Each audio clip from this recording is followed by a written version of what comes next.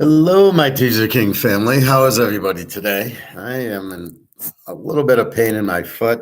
I don't know if it's gout or just something I ate or what, but it like blew up the other night, Tuesday. It was okay yesterday. I was able to walk and kind of go to the hot tub. And last night it really got bad. And I'm limping around today, but the show must go on. So I don't mind. This kind of gives me a distraction from it. So one key thing I added was the Baltimore. It looks like Lamar Jackson's questionable, but Huntley is definitely playing. So I like Baltimore as the dog with the quarterback. Again, I don't understand Cleveland. I mean, Deshaun Watson hasn't played. He's not that good. And they're favored. So Baltimore must win the game. So I like them. Let's talk about Frisco, Seattle. So let's look at the line. Let's go through the line first. So tonight's game, and this is Thursday, so I couldn't believe yesterday I thought it was Thursday. So I told my friend at swim, I said, I thought today was Thursday. It was Wednesday. So we got Thursday. We got 2 Thursdays this week. All right, so tonight, the Niners, 3.5, 43.5. We got mini 4.5, 47.5.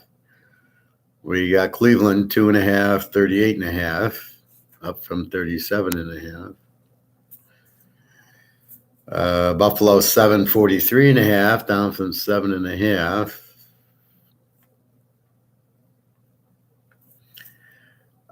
That's our free play is Buffalo.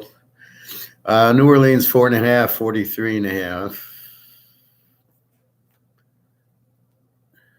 And if we got Desmond Ryder, the Cincinnati quarterback for Atlanta, it should be a very competitive game, I feel. Detroit, still a 1-point favorite, 44.5. It's funny how on some sites the Jets are 1 or even, and then some like here on Scores and Odds, Detroit's a 1. KC 14, 49.5. Philly is 9. I did catch a few 8.5s yesterday. If I go on to Vegas Insider, there was a couple of 8.5s. So it's 8.5, 9. You can get 8.5, obviously. Pitt, Carolina minus 2.5, 37.5. Now in the Chicago game, Fields is still listed as questionable with the illness. I don't know if that's COVID or what he's got, but he's still questionable with the illness. I can't imagine he doesn't play, but it's not a concussion. It's just an illness. So assume Fields will play. Dallas 4.5, 47.5. Denver 2.5, 36.5. Russell Wilson's still questionable with the concussion. And we got Colt McCoy for Arizona. We got Vegas 1, 44.5. Hard to believe they're favored over anybody. San Diego 3, 46.5, down from 47.5, up from 46.5 to 47.5 to 46.5. Cincinnati 3.5, 43.5. Washington 4.5, 40.5. Green Bay 6.5, 39.5. So that's what you got. So if we break down today's game, so we got Frisco 3.5. Now we know that McCaffrey is probable. He's playing. Well, let's take a look at the injuries. So if we quickly look at that, Garoppolo, he's out. So we got now the question is, I think that Brock Purdy is playing. He's been questionable. Deebo Samuel's out.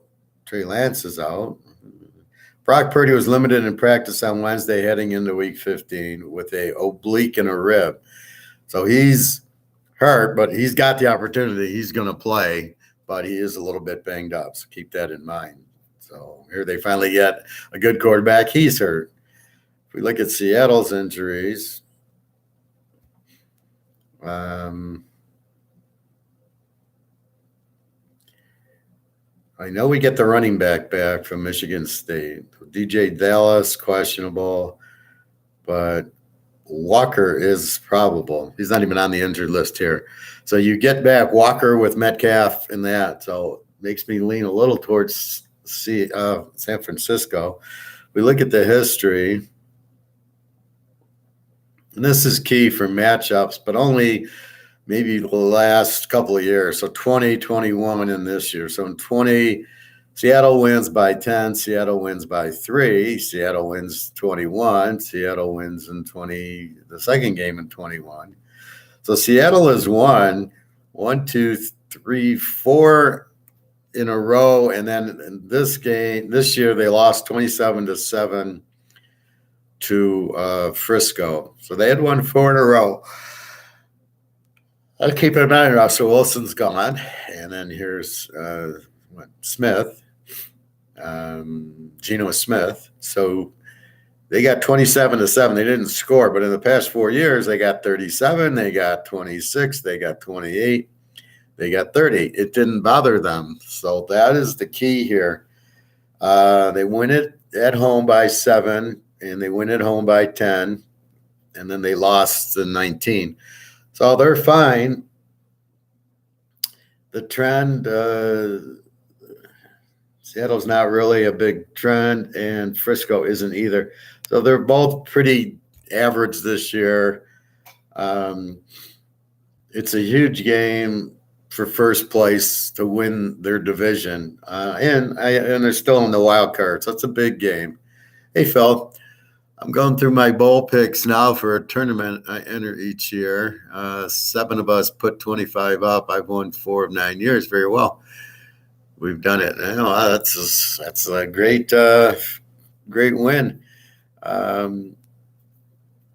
Very good. Now, do you play with points or straight, or how do you play? So anyway, it sounds interesting. I mean, last year I just crushed it.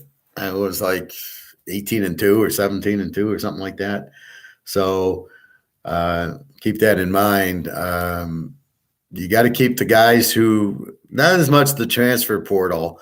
The Clemson guy and the Oak State quarterback are both transfer pool, and McCall from the Coastal Carolina. But it's the guys sitting out, and really there wasn't any major. Who do we have sitting out? Florida's quarterback, who gives a shit? Kentucky's quarterback, and a couple of running backs from Texas. And McCall from Coastal Carolina. So when you're making your picks, keep in mind that that's what's happening. So you might want to play East Carolina, because Coastal Carolina without McCall sucks. It's just straight up winner. Another guy won 3 times. It's basically me and him. Oh, well, that's good. You get the other guys, the other 5, pay for dinner. The portal and guys opting for draft is a hell of a lot of work. Well, I wouldn't mind it if they gave a deadline. In other words, if they said, okay, you wanna opt out for the NFL draft, it's December 5th. You have till December 17th. Once the game starts, and the game starts tomorrow, once UTSA Troy play, you're done. You have this much time to decide, not this bullshit of, well, it's game time, and now the guy says, I'm going to sit out. I mean, that's ridiculous. So they should have a deadline in there. As far as the portal goes, those are generally second teamers. In this case, all right, McCall with Coastal Carolina, Spencer Sanders at Oak State are the only starters.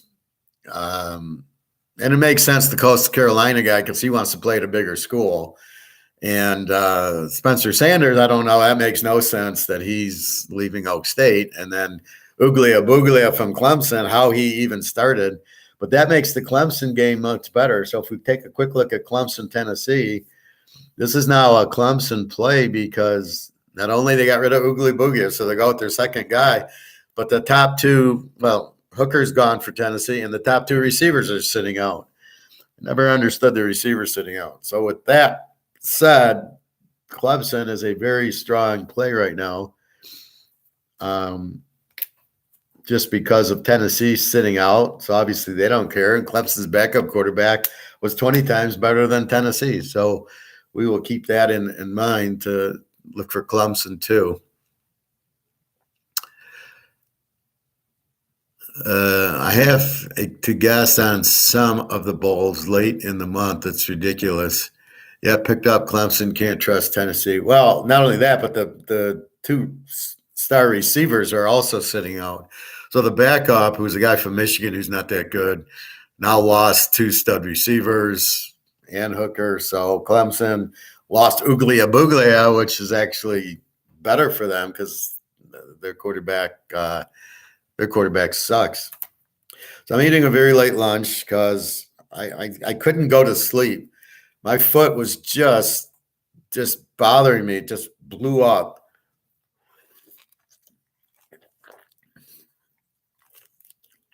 And so it was impossible to get comfortable. So I'm up till 4, 5 in the morning. I moved to the couch where I could lay a little bit different, and I was able to get to sleep. I don't know where I'll sleep tonight, one of the two places, but I'm showing my girlfriend in the Ukraine, like, yeah, you're in the middle of a war, my foot's bothering me. Who cares? So she said it is kind of peaceful there right now, not too many rockets flooding the place. So that's good. So outside of that, so that's all we got. They should have a deadline. Now, as far as the portal, I don't care. Most of the guys who are leaving it are not starters, right? And like UCLA, Thompson Robinson's a senior, I believe, and he's going to be in the draft. So if he doesn't sit out for the draft, he's certainly not going to transfer portal. Now, you're hoping if he's going to sit out, he'd sit out. He might want to play in the bowl, as Rising does, to say, hey, look at us. One thing about Utah now, their running back and their tight end, the tight end's an All-American, are both sitting out, but Rising isn't. I would expect Rising to announce he's sitting out already with the tight end and the running back did. Now, the backup running back was fine. The backup tight end is not as good, but you still have Rising. And they're playing Penn State, and their guys are sitting out. So it becomes just a bullshit of what's going on. But with that said, you just got to be careful. So back to Seattle Frisco. It's basically a playoff game, and you basically got a road favorite. You got a tough defense in San Francisco against a weak defense with Seattle, but they got Walker back, who should run the ball a lot. I think you just go under with the game. Yes, I know Seattle has a weak defense, and they can score. The first game I said was 27-7 49ers. Geno Smith was just getting his legs. Now he's got timing with Metcalf and Lockett, and Walker, who didn't play the first game. I think this game's closer than we think. I think Seattle at 9.5 could be a good play. It's very tough with now that San Francisco has got whatchamacallit. I always fuck up the running back, McCaffrey. So now that Frisco's got McCaffrey, but they got Brock Purdy at quarterback, so they don't have Garoppolo, and Deebo Samuel is out. So figure a lot more running with McCaffrey. This will be interesting to see. Frisco is the better defense. I think Seattle's got the better offense and the better coach. I'll take Coach Pete over anybody. Now they have to win. Now they lost to Carolina. They threw some picks. Are they going to get the same problem? The Niners are going to play an under game. So I think you go under in this game, 49.5. I think you can play a small dog play because I think Seattle at 9.5, it just seems like they're a home dog in a division game. They lost 27-7. That would be my mindset is Seattle's going to run Walker. They're going to have a hard time scoring touchdowns. Brock Purdy's injured a little. McCaffrey's injured a little. They don't have Samuel. Seattle doesn't have a defense. So, I mean, it's probably, like, I'm going to say 24-21 or something. right? So it's a 45. You go under 43 to 49, I think is good. I think 9.5 with Seattle as a home dog should be pretty good also. Um, and it's just hard to bet the road favorite on a Thursday night because they're traveling at a short week, right? So they had to fly to Seattle yesterday. They've had 2 days of practice, so it's got to affect them. For Seattle has still the 2 days, but they didn't have to travel anywhere, so they got to practice later, practice today. It's just easier for the home team. Doesn't mean anything as far as we'll just bet the home team on Thursdays. I don't think that works, but I think if you look at the game, it's pretty much even. They need it for the playoff, so it is a playoff game, and Seattle really needs it to try to catch Frisco to win the division. Either way, they need it for the wild card. Where Frisco's got a little more cushion, and they've already got losses where they're not going to catch Philly or Dallas or Minnesota. They're not going to catch them, so they're kind of going for winning the West. And that's what this game is. I just like Seattle at home, but I got to go under. It's hard to. I don't want to go against this defense, and that's what makes it a little difficult. So I like the game under. So if we go through it, well, we've already went through the pros yesterday. We'll go through it tomorrow. But I added Baltimore as a live dog, getting 8.5. Again, the free pick is Buffalo. And Atlanta, you have Desmond Ridder, the Cincinnati quarterback.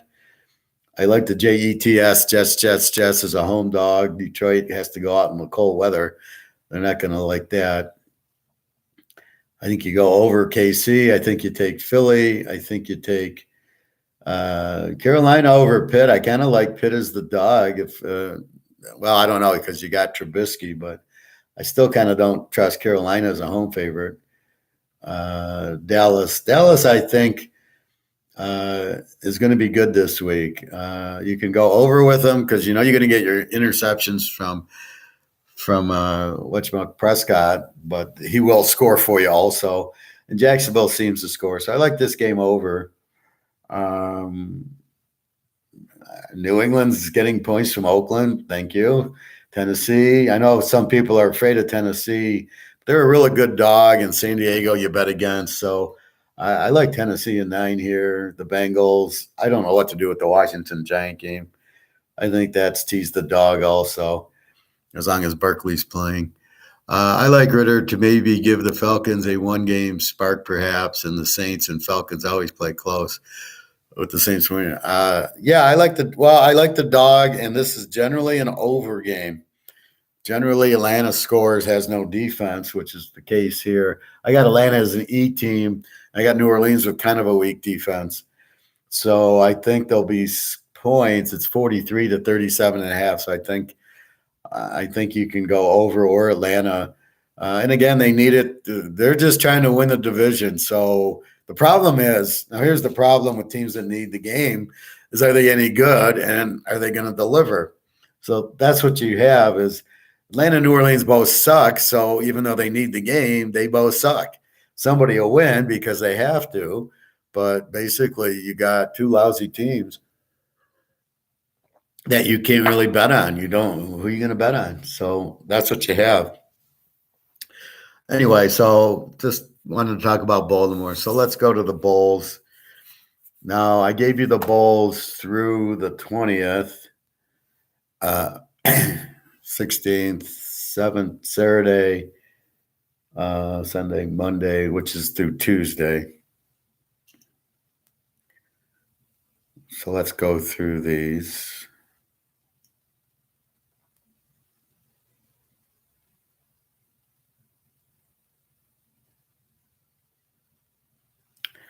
So scoresandodds.com. So we got UAB 10.5, 44.5, no change. Now this game's tomorrow.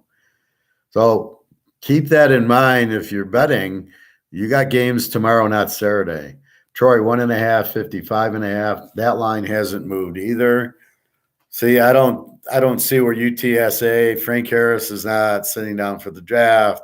You're not going to have portal issues from anybody that's any good on UTSA. And they got a fabulous team. Troy's starting to score there. So I did like the game over, and UTSA is a pretty live dog in this one. Phil, what are your thoughts on ties in the NFL? I think they need to eliminate them. It is basically a loss for both teams, too few games to allow ties. I don't have a problem with the tie. I have a bigger problem with the overtime where they both have to get the ball. I think you kick off.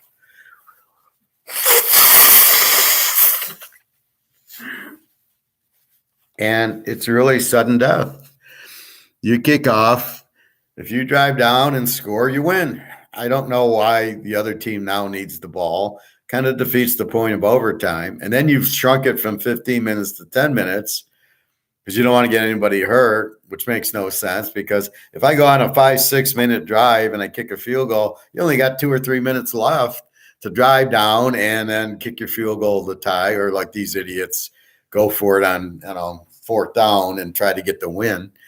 I think it's a bad thing. I certainly don't want what it is in college. I think I hate that. That's just idiotic.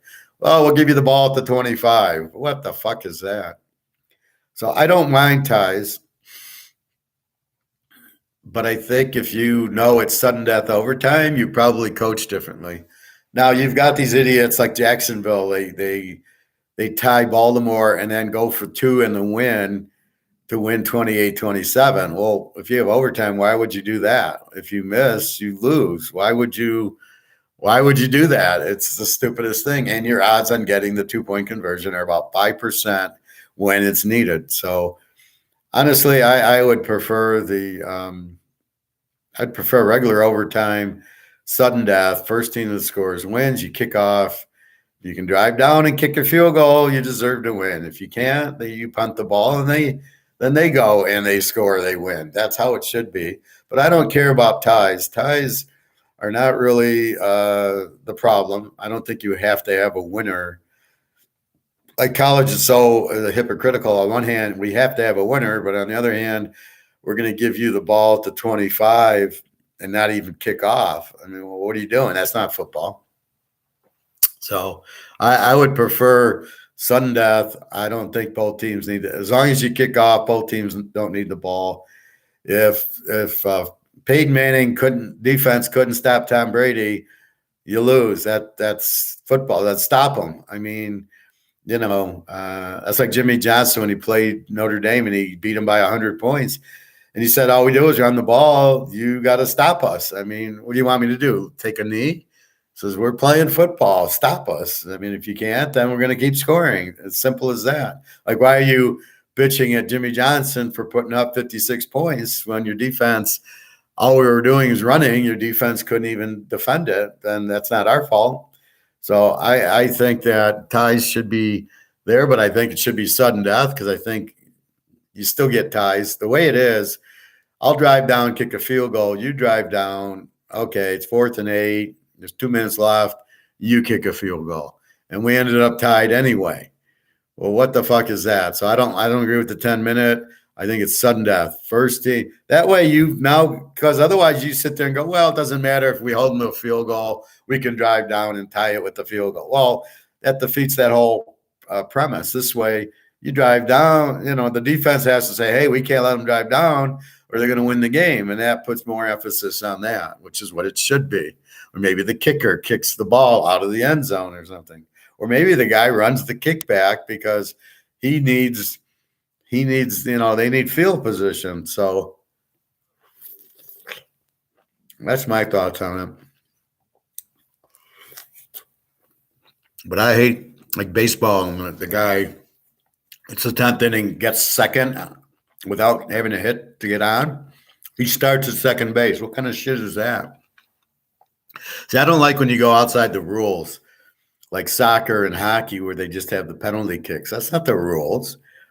The rules are they play, and basketball at least is normal. And baseball's ridiculous. Well, we don't want to tie, but we want to end the game quickly. Like, what's your hurry? You're charging $20 billion a second for commercials, and you've extended the game by an hour by having extra commercials in between innings. Now you're in a hurry to end the game. You'd think now it's extra innings. You'd want it to keep going and have more commercials and people watching because it's now overtime. So I really don't understand that at all. Anyway, let's get back. So we got Miami of Ohio. Okay, Troy, good game here. 1.5, 55 against UTSA. Like the over with Troy here. UTSA is a very good quarterback, very good team. Troy's been scoring lately. Look at that. Louisville, 1.5, up from 1. 39.5, way down. This was 42.5. I like the under. Now, here's a strange. The Louisville coach is now the Cincinnati coach. Cincinnati coach is now the Wisconsin coach. And the Purdue coach is now the Louisville coach. Now, do these guys coach this game? I doubt Brown, the Purdue coach, is going to coach Louisville. And I doubt the Louisville coach is going to coach Wisconsin and the whole thing. And then the Louisville coach, who's now the Cincinnati coach. So I doubt they coach. Now, there's a huge edge goes to Cincinnati because the Louisville coach is now the Cincinnati coach, should know how to stop them. The quarterback's out, the guy from Eastern Michigan, but he's been out for a couple of weeks, so it's not like he just got hurt. He's been hurt for 3 or 4 weeks. Both teams, strong defenses. It's a hard one because I like the under in Cincinnati games. They always play very strong defense. They held Tulane, who was the class act, 27-24, 51. It's a little bit low here at 39.5, but I do like the under in the game, possibly Cincy in 7.5. But again, without the quarterback and the coach moving, it's like, what the fuck? How do you both coaches leave? Oregon State and Florida. Oregon State 10.5, 52.5, hasn't moved. Florida's quarterback is out. He's getting ready for the pros. I guess he thinks he's going to get drafted. I don't see it. And then you have 5 or 6 receivers on Florida are out. They had a flood of receivers out, so some running backs. Oregon State with this strong defense, very strong. Chase Nolan did transfer, but he hurt his neck and wasn't playing anyway. So the backup's been there for a while, and he's looked good. They beat Oregon. I like Oregon State here, laying 4.5 without Florida's quarterback. Now, if Florida's quarterback was playing, I would have liked the game over. But without him and without the receivers, can Florida do anything? And Oregon State with just this shutdown defense. So I went from over to Oregon State. I think they're the play. North Texas and Boise. North Texas, very explosive. Well, Fresno State, 3.5, 52.5. I go by my list. Fresno, 3.5, 52.5. This is down from 54.5. Washington State, great under team. Fresno State, great defense. Washington State. Fresno State does have Hainer back, which should make a little more scoring. I like the game under with Washington State with this very strong defense. And Fresno State also with a very strong defense. This is a very good under game. Let's give this as this would be the free play in this week. I'll give free plays as we go. So the free play is going to be Buffalo in the NFL with the Fresno State, Washington State under. This game is on Saturday, so you have time. We've got Southern Miss and Rice. I'm like scratching my head. Southern Miss 6.5, 45.5 against the Rice. Rice very inconsistent. Their quarterback throws too many interceptions. Southern Miss is really an under team. Frank Gore Jr.'s the running back from the Miami and Indy. Phil, oh, baseball just keeps getting stupider, limiting shifts and mound visits, hassling pitchers constantly. They change the rules constantly. Now that's a whole other issue. Well, I mean, basically, I've went from watching like football religiously to I was just watching bowling on YouTube, and it was Mark Roth and Marshall Holman. Okay, that I would much prefer to watch a 1982 Marshall Holman Mark Roth match or Earl Anthony or Johnny Petraglia than half of the sports that are on now. Certainly soccer, baseball. Can't watch basketball. I'd rather watch the NBA Finals, Magic and Bird. They can't compete. I'll watch Michigan, Ohio State, 70s, 71, 72, 73. Good luck telling Bo that the Rose Bowl was an exhibition. Yeah. You'll get a little argument and Woody there. You could see when they played in that game, it was a war. I mean, the guy had a fucking heart attack, Bo, from the Stanford one because he was so stressed from that game. I mean, you can't tell me these are exhibitions. There's no way. But I'd rather watch that than what's on this shit. Pro football is getting bad enough where, oh, it's an injury. Let's go back for 5 minutes with commercials. Oh, it's let's see if he, was it targeting or not? Was he inbounds or not? Was it a touchdown or not? Let's go to another 5-minute commercial. That's what's killing it. You can't even watch it. So I just go on YouTube, watch the 15, 20-minute highlight. I see everything. Although they're getting bad with that now because now they're just showing the third down play. Or they'll show the end of the half where the guy takes the knee. I go, okay, this is highlights. I don't need to see the guy take a knee to go into halftime. Probably don't need to see that. I'll watch bull riding. The PBR league is fun to watch. I never got into that, but I'll tell you, I used to watch bowling with my dad. That's the thing. When he was alive, we'd watch football and we'd watch bowling. Saturday afternoons, 3:30, and we'd be watching bowling. And we both bowled, but I wasn't anywhere near that level. But there's just something about watching those guys. It was exciting. It makes you really miss Chris Schenkel and Kirk Gowdy and Bo Burton and all those good announcers. And now you get this crap announcing teams. Herb Kirkstreet or Kirk Herbstreit or whatever the fuck the guy's name is. Agree. I watch games on mute and listen to podcasts and other things. That's what I'll be doing this with the game on. I'll be updating my stats or going through my college or things like that. I'm at the point now I go swimming, on one of these all day Saturdays with the noon games, the 3, the 6 o'clock, the 9 o'clock. I'll just end up going swimming at about 1:30. I don't care what I miss. And then I check the scores and then I go get my Chinese food. And then I, have my dinner Saturday and it's fun. I mean, it's much better than just sitting there watching. Oh, wait, it's, was he inbounds or not? You got a ref 2 feet away. Now, the question is, if the ref who's 2 feet away can't call it, maybe you need a different ref. But you certainly don't need it to go to frame-by-frame instant replay to see what the hell's going on. And if you notice, they score a touchdown about 50% of the time they call him short. Well, his knee hit. Yeah, but where was the ball when the knee hit? And then they'll put the knee hits at the 1, but the ball the guy's got at the half-inch yard line, and they put the ball at the 1. Well, that's where the knee was. No, it's where the ball is when the knee touches. Not where the knee touches because he's carrying the ball in front of himself. So it's really mind-boggling. And then we have to get it right, which is bullshit because they still screw it. It's still about betting. It's not about getting it right. All right, Rice and Southern Miss. Again, I can't figure this out.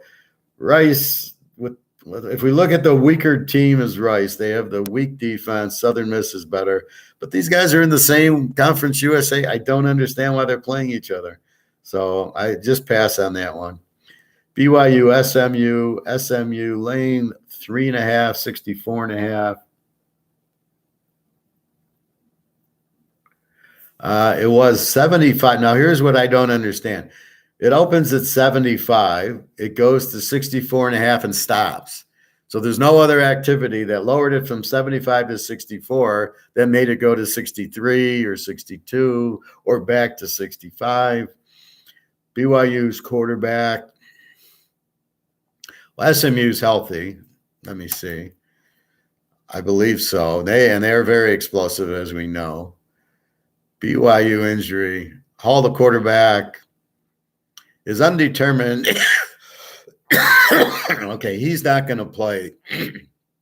The BYU quarterback. Wide receiver Romney's out. Wide receiver Epps is out.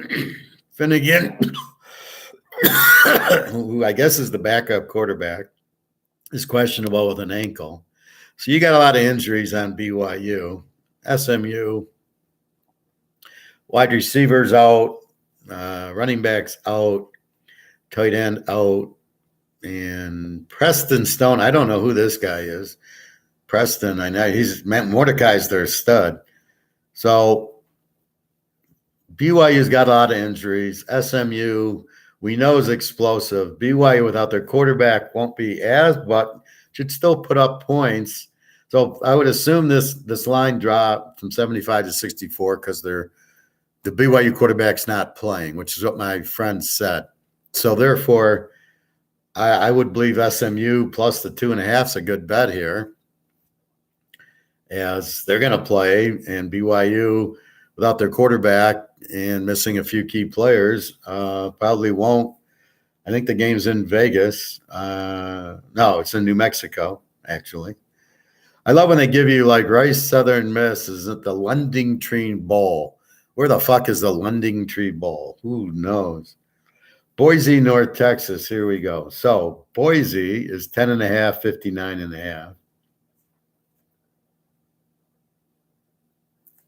I like the game over. North Texas, very explosive. Boise's an A team who's been scoring more. I think North Texas will score on them. This game's the Frisco Bowl, so this game's actually in San Francisco. Boise, I think it's an over. Boise can score on them probably better. They've been playing a little bit better lately. So I think Boise. Now we get to 12-19, which is Monday. Marshall and UConn. We've got Marshall minus 10.5 and 40.5. I like the under. Marshall's a very strong defensive team. UConn's got some injuries. I doubt people from UConn are playing. Let's double check. Marshall's a very strong team. Injury, just a wide receiver and a wide receiver. Quarterback, wow, he was out since August. And a running back is questionable, but he probably won't play. So Connecticut's played pretty well, but that's why I like the under in the game. Marshall, a very strong under team. And then we go to Tuesday. So that's at Myrtle Beach. So that's South Carolina. San Jose State and Eastern Michigan is in Idaho at the Idaho Potato Bowl. Good God. San Jose State 3.5, 54.5. I can't trust San Jose State. I like Eastern as the dog. I don't love it, but I think they're a live dog in this game. And Liberty Toledo 4.5, 53.5. This is in Boca Raton, Florida. Toledo's pretty strong. Liberty sucks. I think Toledo's the play here. Toledo's high scoring, but really didn't play high scoring. When we look at the last week of the season, they lost to Western 20-14, which is surprising. Now their quarterback's been hurt, so he's had a few weeks to get healthy. Let's look at the injuries. Toledo has a good quarterback, but again, when you're injured, Liberty, no injuries, and Toledo, no injuries. So there's just these guys aren't reporting the scores and odds, I guess. So that's what you have in the bowl. So here's the way the professor looks at it. So the Miami of UAB, I usually just leave it alone. UAB is a very good team, and Miami's an under. So maybe I like the under. Don't love it, but like it. UTSA Troy, I know more. I know UTSA. They played Texas pretty strong. They play very good. I like them over. That is a play. That's who I like. Cincy Louisville, I would have taken this under, but I got new coaches on both teams. I got the quarterback injured on Cincy. Malik Cunningham, I don't know if he's playing for Louisville. Probably not. So you end up where this should be an under game, very low scoring. SMU BYU, I got a handful of people at BYU out. The quarterback's out probably. SMU can light it up, but I can't bet over if I don't have BYU scoring. So I end up where I don't know what's going on. So I don't want to force these games. There's no point in forcing the early bowls. When we get into the later half, right around New Year's Eve, and that week is when we really excel in it. So right now, we like UTSA over. We like Washington State under. We like Oregon State. We like Marshall under. That's really all I can dig up. Maybe Boise over North Texas. Maybe Eastern Michigan, San Jose State. SMU BYU, I have no idea. Or Rice Southern Miss. So I'm going to leave those away. But as we've gotten guys sitting out now, and we get to the next week, we got Texas's guys sitting out, and they're still favored by 5.5. We got Clemson quarterback left, and Tennessee's guys sitting out. So now we got Clemson and Washington. Oklahoma is sitting out some linemen, but Gabriel's playing. Duke UCF, I like Duke there. Oak State, Wisconsin, Spencer Sanders is gone. So now I can't. I love Oak State, but now I can't play them. But I can't play Wisconsin. It's probably an under. The under went from 51 to 43. So it's probably a game I can't play. East Car probably over Coast Carolina because McCall's gone. So you start picking up some games where the guys are sitting out. As far as you know, with Utah, it's a tight end and a running back, not the quarterback. USC, their quarterback has the hamstring, is questionable. I would bet he would play. Georgia's Ohio State's a playoff game, and TCU Michigan, so nobody's sitting out unless somebody gets injured. K-State, Alabama, I'm really looking for K-State there. Iowa, Kentucky, I like. This is under, but it's already down to 33. The Kentucky quarterback's out. Iowa's quarterback's hurt. If you noticed, I caught that Michigan's quarterback, the guy who led them to the playoff last year, has transferred to Iowa. What the fuck? What is Harbaugh doing? Because he switches quarterbacks. The guy beats Ohio State, leads to the playoff. Then he benches them, basically. They have a fake injury, so he doesn't even play because it's who knows. And now, so now he's got this quarterback that doesn't look very good. The one that got you there is now transferred. This is what I don't get. So you can't be a backup quarterback anymore. You have to be, if you're not the starter, you're transferring. Where did we get this from? Where did this come from that if I don't start, I'm going to leave? Give me my ball, I'm going. I don't get it. I really don't. Michael Jordan, remember, he got cut from his 9th grade team. So if he would have done that, he would have either switched sports, although he's a terrible baseball player, or he would have switched schools. And maybe you never would have heard of Michael Jordan. Toledo for me. Liberty's pretty bad, aren't they? So that's what we have with the Bowls. So we're going up to the 20th. The 17th, as we know, today's the 15th, is Saturday. Now, Miami, Washington State will be a good game, Oregon State. You got Marshall on Monday, and you got the Tuesday games, which, why are they even bowl games? Why is San Jose State, Eastern Michigan even playing? Does that make any sense to anybody? Or Toledo Liberty? Like, what the fuck? Who cares? And this is the problem with it. Like, who cares? Why do you have that? So, uh, who would want to play for Harbaugh? Guy's a maniac. It would be okay if he was a good coach. Still not sure he is, though. Players probably hate him, which wouldn't matter if he won. Um, well, I'll tell you, there's a lot of coaching and players that leave. He goes through coaches. I mean, they constantly are leaving. A lot of players. He fucks up every quarterback he touches. See, here's where he gets credit for Andrew Luck. Well, it wasn't him. It was Andrew Luck's dad, Oliver Luck, who played in the NFL. So Andrew Luck, superstar quarterback. Oh, let's give the credit to Jim Harbaugh, which is my Tom Brady, Bill Belichick argument. Look at Belichick. He's the greatest coach of all time. Why? Well, because Tom Brady won all those Super Bowls for him. Yeah, he didn't win anything.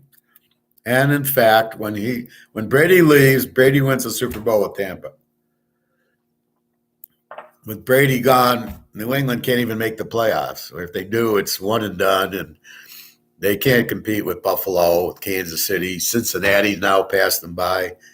I think the Jets are passing them by. Miami's passing them by.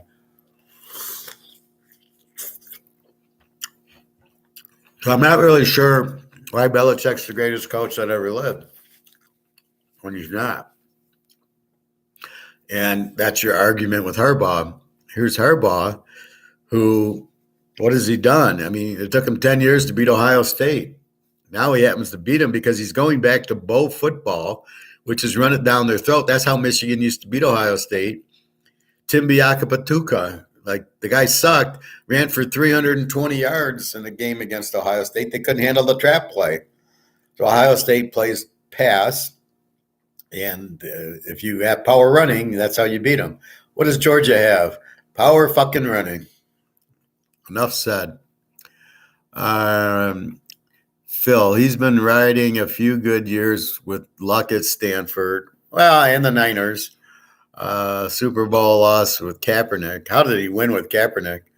One good year, coasting ever since, underachieving. Well, the problem is since he played at Michigan and he played for Bo, and Michigan had the problems that they had with Rodriguez and then the other guy, the guy who's at San Diego State now, Michigan is too valuable to not have a good coach.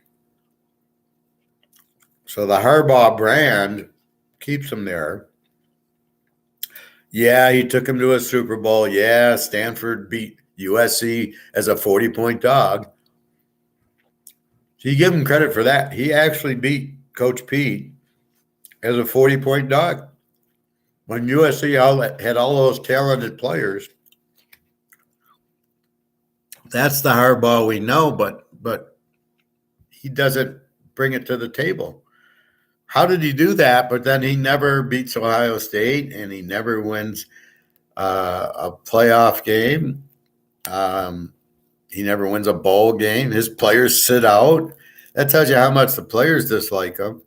They get into a bowl game, and they all, a normal one, and they're all sitting out going, I don't want to play for this guy. And they all get ready for the draft. That's how much they don't want to play. I'm a football player. If I get a chance to play in the bowl game, I'm not sitting out. That's embarrassing. I'm letting my teammates down and my family, and I do have a contract with the school that I'm going to play, and they're giving me a scholarship. So I don't even understand this getting ready for that. What do I got to do to get ready for the NFL draft? What am I going to do? Work out? I think I'm doing that, getting ready for the game. Well, I might get injured. Well, I might trip coming out of the shower and get injured, or might get into a car accident. So I better probably not get out of bed until the draft. I mean, it's insane with what could happen and what they're doing. So, with that said, free picks. Washington State under with Fresno State, and Buffalo over the Miami. Now, Buffalo, I got such a strong feeling on that game because I know Miami, they're not going to like the cold weather. It's a big game, so I know Tagovailoa won't show up. They can't run the ball. They'll take away Hill, Buffalo, and basically they're not going to go to Buffalo and win, and Buffalo needs the game. And that's my point with Miami, and that's where my skill set comes in, is knowing Tagovailoa is going to choke in this game, and the spread's right. It's only 7-1. So I just have such a powerful feeling on Buffalo to beat Miami. It's ridiculous. That's where my sixth sense comes in, that you can't pay for with another handicapper or these idiots on ESPN or these idiots on BetMGM. I mean, they look at the number. This is why you can't look at numbers, right? If I looked at the numbers, I don't know who I would play, but this is the gut instinct of, I've seen it before. I've seen a good team host a average team at home laying 1, and they have to win. And this is a solid playoff team against Miami, who's not. And I already kind of have that feel of what's going to happen. And that's what happens when I say I got it. Now, people will ask me, well, are you picking the game or are you feeling the game? Well, every one of my picks is a feel, but some feels are stronger than others. And this Buffalo feel. So, for example, I like Washington State under against Fresno State.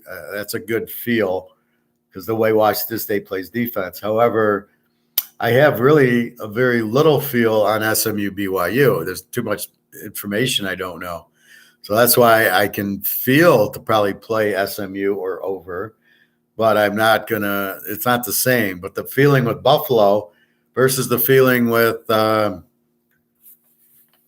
let's say Minnesota. Well, I have a good feeling on Minnesota also. So let's say Jacksonville, Dallas. The feeling on that game is to go over. I can't trust Dallas. Prescott, too many interceptions. Should lead to a lot of scoring. But I like the game over. I have a decent feel of the game over, but I have a whole lot better feel on Buffalo. I don't have the same feel on Dallas, Jacksonville as I do on Buffalo, Miami. Part of the reason the game's in Jacksonville, part of the reason is Prescott.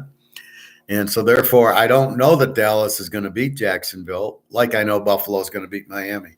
So that's where you get into the art and the science. The science dictates Buffalo at home.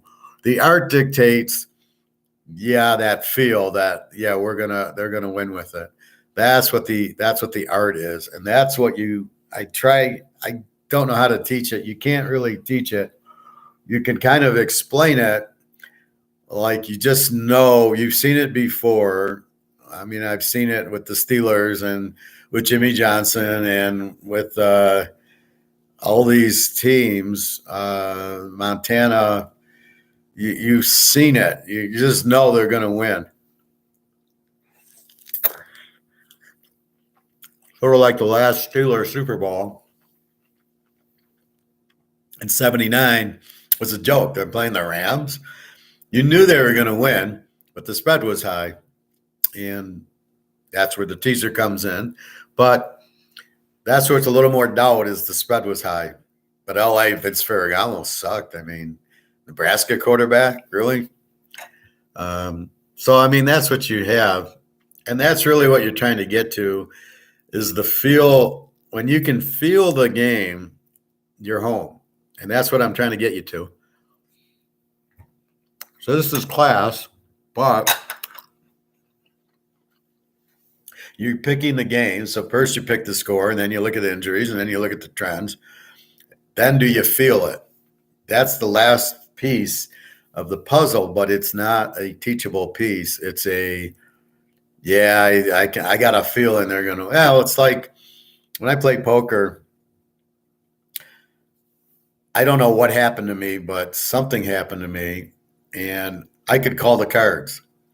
Not every card, but so I'm sitting there with I'm sitting there with like pocket queens and the queen pops, and there's 3 spades on board or something like 2 spades, 3 spades.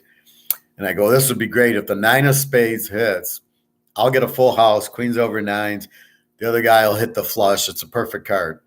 And I kind of focus on it. And sure as shit, the 9 of spades hits. Now you can't explain it.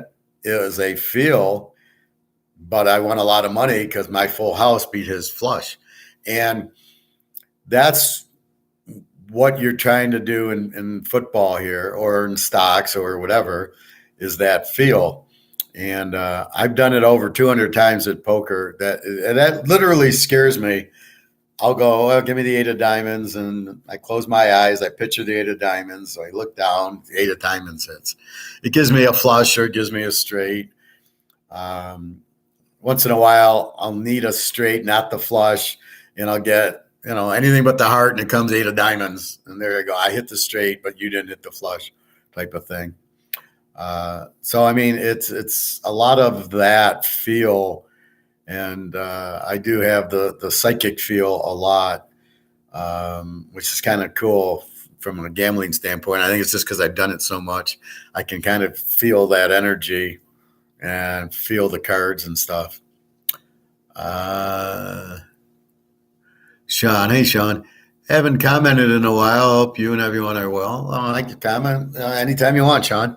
My foot's bothering me today. I don't know if it's gout, if it's too much salt or too much sugar or what it is. But my foot just blew up, and it's very hard to walk because it's just I can't put my foot down and press off. So when we're walking, it's boom, press, boom, next step. But when you put your foot down and you can't make the move to press to move, you can't put your foot down and press it down to go to the next step. So I'm kind of limping on the side, and it was really painful at night. I got it Tuesday, so I thought I was getting over it yesterday. I took a hot tub. I was in the pool a little bit where I'm weightless, so it's easier to walk in the pool. But it really is hurting me now. So I wanted to go buy more gold and silver, but I'll hopefully be better. I got to go to the herb. So I've taken this, but my friend gave me she gave me something else for my foot. So I got to go back to that store and get it. But I'm just dreading trying to drive and push with my foot, the gas pedal and the brake pedal. So I might get it tomorrow. See how I go. Hey, Prophet. I find I get a gut feeling or whenever a goal is about to be scored in hockey, but if I actively cheer for a goal, it never happens. Yeah, but what I'm talking about, well, in poker, yes. In poker, I'm actually seeing the card. I'm actually closing my eyes, and so I'm actually doing this. This is the 9 of clubs. So I'm actually closing my eyes, picturing the 9 of clubs, the turn or the river hits, and it's the 9 of clubs. So I've actually pictured it in my mind, and then it hits. And I need the 9 of clubs for a full house or a straight or a flush, 2 pair. So it's that specific of the card, and I actually picture. I do notice sometimes I can't concentrate, and that's when it gets difficult. I can't see the card. My mind's all over the place. So I notice when I'm tired, I'm like that.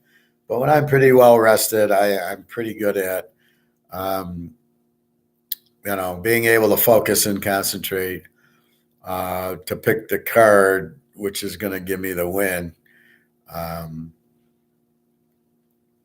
But that's the feel I mean. So, yeah, you can feel a goal coming, but it doesn't help you. You have to feel the winner or like I know when a touchdown is going to happen. Or I can watch the first 5 minutes of the game tonight and tell you who's going to win. And I know there's this live betting, which I've never done. I think they adjust they adjust the lines as the game's going. I'm dying to try that because I'll clean up with it because I can tell right away who's going to win. And when the other team gets some fluke, scores, I can bet against it because I know, well, I know they're gonna win. Um, if it's gout, I've had it. It's extremely painful. Well, I can touch my feet and it doesn't hurt, but it is swollen. So I'm not sure if it's gout. What did you take for it? I used to have this little gout pill, but I ran out of it. It's more of a salt, like to get the salt out. Now that I go more to these type of things, I'll probably go back to this store and get it now. But yeah, you used to get the blue gel caps, like not the Tylenol, but the other, which helps. But again, uh, when I met my girlfriend in Lisbon, I gave her all my drugs. So I gave her the Tylenol and I gave her the blue pills and anything I might need, I gave to her because it's expensive for her and she needs it. So I gave her all that and some fish oil. So I took my fish oil today, but that's not helping. I don't know what it's from. I assume I had uh, maybe just a little bit too much sugar. I'll get like a Diet Coke after swim or I get hungry. So maybe that's what it is, or a little bag of chips, which I know I shouldn't be eating. But after, if I eat lunch with you guys at 3 and then I go swim, and it's like, okay, it's 8 o'clock. I haven't eaten dinner. So I'm kind of like, okay, I'll stop at the gas station and get a diet and chips or something. And I think sometimes it hurts my foot like that. But hopefully, what's today? Thursday. By Saturday, I'll be walking around. It's like all of a sudden it releases, and you got the feeling back in your everything. It's sort of like a rubber band on my foot right now, and it's tight. And then you take the rubber band off, and then your foot, the blood flows. So right now my blood's stopped, and it's just really painful. Profit with live betting, the odds are always changing. The trick is to wager on the dogs that have a good chance to win. So, in other words, let's go with Buffalo, Miami. So if Miami takes a 7-0 lead, I would be all over Buffalo because I know they're going to win the game, and Miami might have gotten this fluke score. Or if the Bears do that to Philly, where Fields gets a touchdown, I would then be all over Philly to win the game. So it's not necessarily the dog. It's when you get the fluke touchdown, and then here they come. I think didn't Houston and Dallas have that? Where wasn't Houston up like 10-0 or 14? But the problem I have with that is I've calculated everything based on winning the game, a full game. So I like Buffalo to beat Miami. That's the calculation. So I'm not calculating like, the first quarter or the first half or anything. At the end of the game, Buffalo will have won, and that's all I care about. And that's the bet. Take the Buffalo minus the 1 over Miami. And that's really what we're trying to do. So it could get a little confusing. But again, I only see this in Vegas when I'm there. I don't see it in Detroit. And I'm not on any live type of betting apps. So I really haven't seen it much. Next time I'm in Vegas, maybe I'll sit down and look at it. Profit, if the team that's behind takes the lead, then the odds will flip. So now you're getting plus money on the other team. Yeah, that's what I think. Hey, Bobby. Well, okay. That's what we're waiting for. Bobby's here. All right. We can start class now. An hour into it.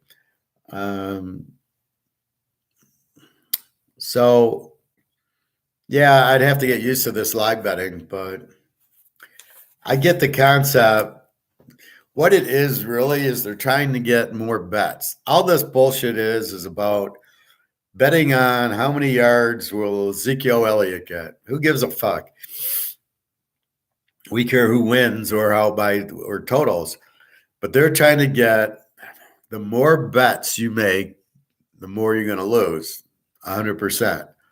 Because you're not understanding how you're creating the odds or why you would even bet the team. So therefore, you're not really even looking, have you analyzed how many yards Ezekiel Elliott's going to get?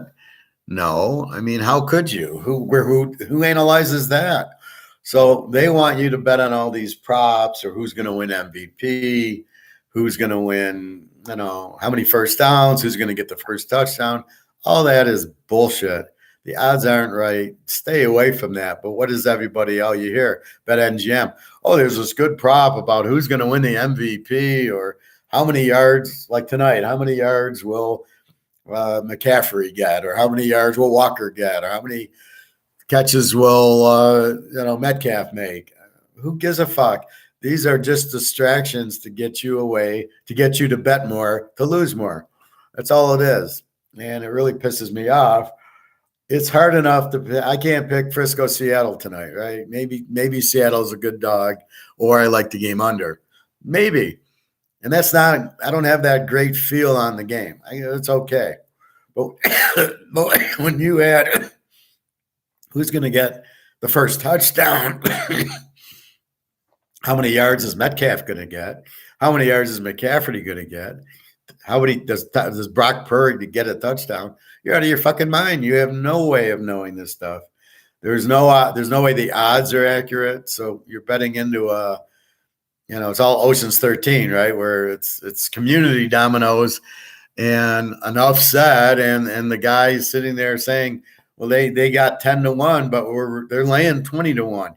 That's what you got in a lot of this shit. You're laying 20-1 and getting 5-1, and you're excited.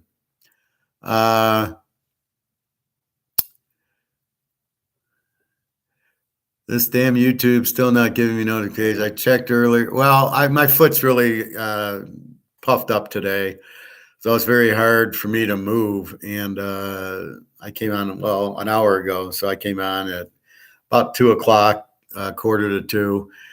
It blew up last night, so I was in the hot tub. It was okay. It had bothered me, but when I got home and I couldn't sleep, I lied in bed and it was just this throbbing like a Bugs Bunny cartoon.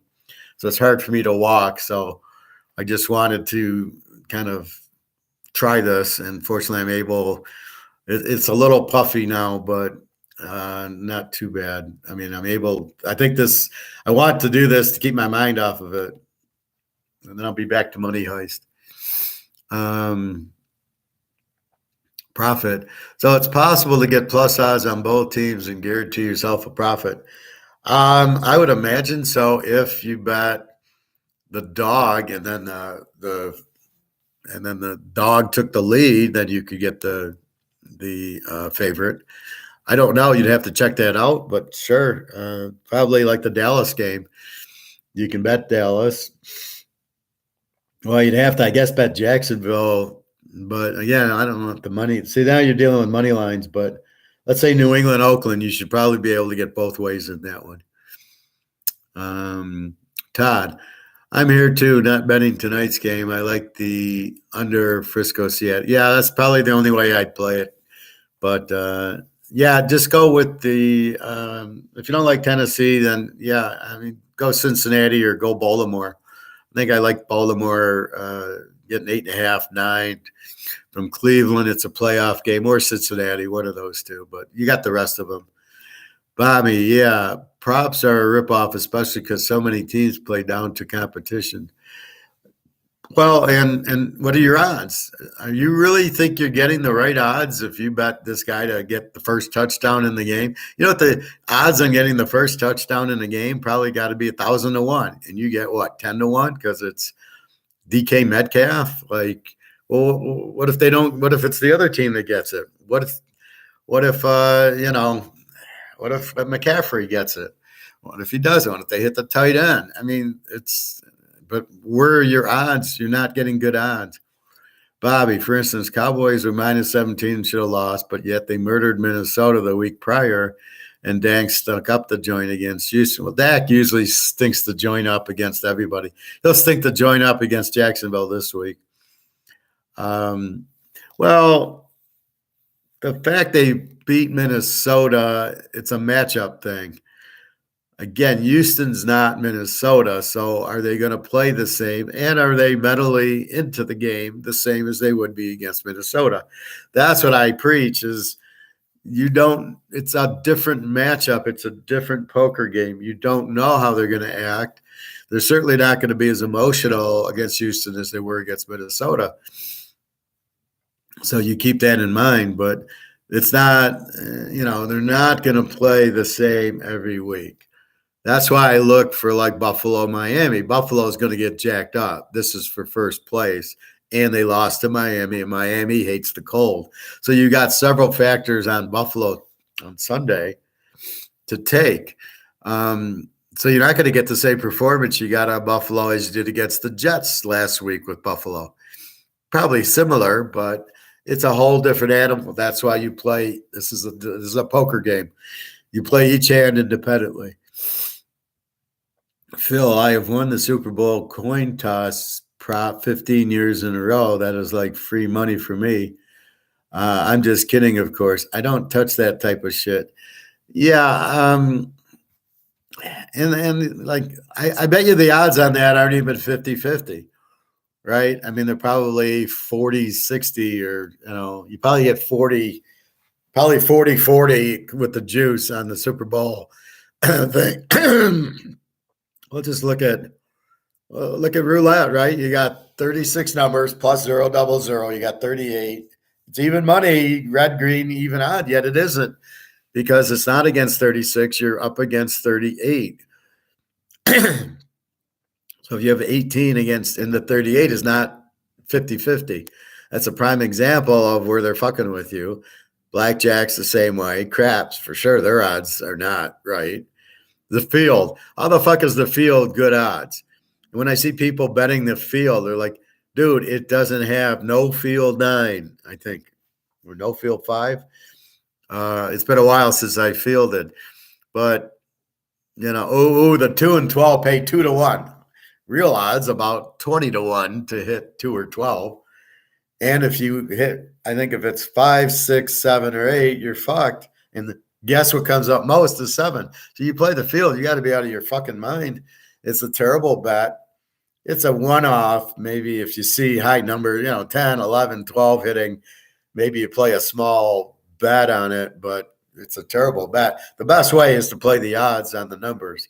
So 5 and 9 hit and you're betting the come, and then, or even if you're laying, if you just place the numbers, take the odds. If you're not going to take the odds and craps, you can't play, because that's where you get the true odds against the 7 is with the actual odds. You get 2-1 on 10 and 4. That's the real odds, is 2-1 on 10 and 4. So if I place the 10 for $10, I'm going to play $25 odds on it. And if I hit, I get the $10 on the 10, but I get the $50 odds on the playing the odds on the 10 and 4, 2-1. That's what you want to take advantage of it. So if you play craps at all, it's a very small bet on the pass line or the come line, and then you crush it with the odds, which are actual real odds, or at least they used to be. I haven't played craps in a long time, but they're just too expensive. I'm not going to play $50 craps. Todd, Dallas is favored at home versus Philly. Bet the dog. Well, yeah, I mean, well, first of all, I don't see how they can make a line when they haven't played, and then you don't know if there's injuries. So what if Ezekiel Elliott Prescott gets injured, then I'd bet Dallas. But if there's some injuries this week for Dallas, they're not going to be the favorite. So, it's a little too much to bet it now, but I do understand. Yeah, I mean, if Dallas is 3-point favorite, I'd take Philly 9 all day, especially if they're trying to clinch the 1 seed and clinch the division. So it's what's on stake for it. So you got to be careful. If Dallas loses this week and Philly wins and Philly clinches the division, right, and they clinch the 1 seed, you can't bet Philly. I don't know if they clinch it. I think they'd be 3 games up with 3 games to play, so maybe it's not clinched. But Philly won the first game, so I'm sure if they do it. You don't like Cooper Rush, isn't he the Dallas backup? I think he's okay. No, I like Cooper Rush. I I would prefer him. I think they're a better team with him. He doesn't turn the ball over as much, and he can throw the passes. He's fine. You couldn't win with Cooper Rush, but it allows the defense to rest. Because of all the interceptions that Prescott does, he kills the team. Look at the game last week. They had the ball at their own 5-yard line. He throws an interception with 2 minutes left, and somehow Houston doesn't score on it. They have 4th and goal at the 2 after 1st and goal at the 7, and they don't score, and they don't even kick a field goal. I mean, when you got coaches that bad, it's really pathetic. But that's really what look at Prescott did. He throws an interception in his own 10-yard line.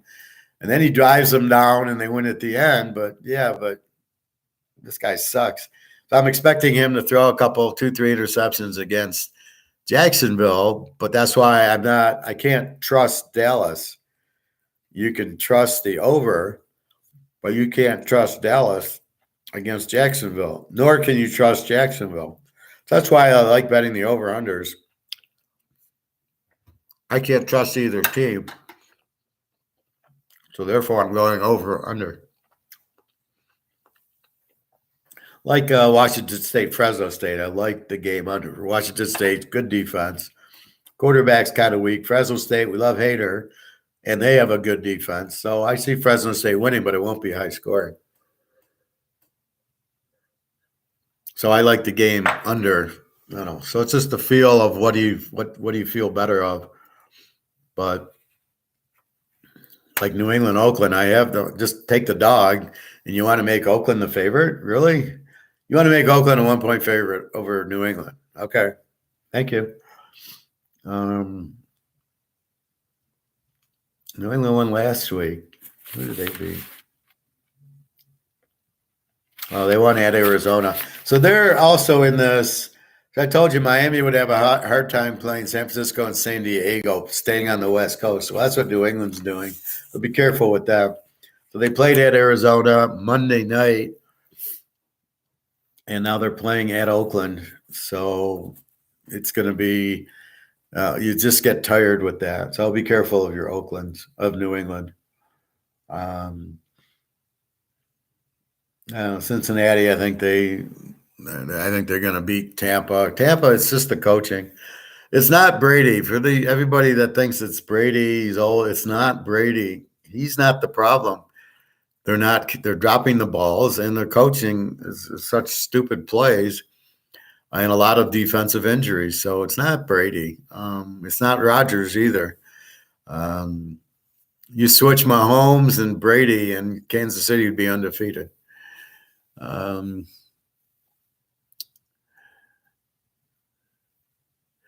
Todd, there's your prop bet. Who has more interceptions, Dak or Lawrence? Yeah, I guess. Ryan, Dak reminds me of Donovan McNabb, good half the time and all over the map the other half. I don't think he's as good as Donovan McNabb.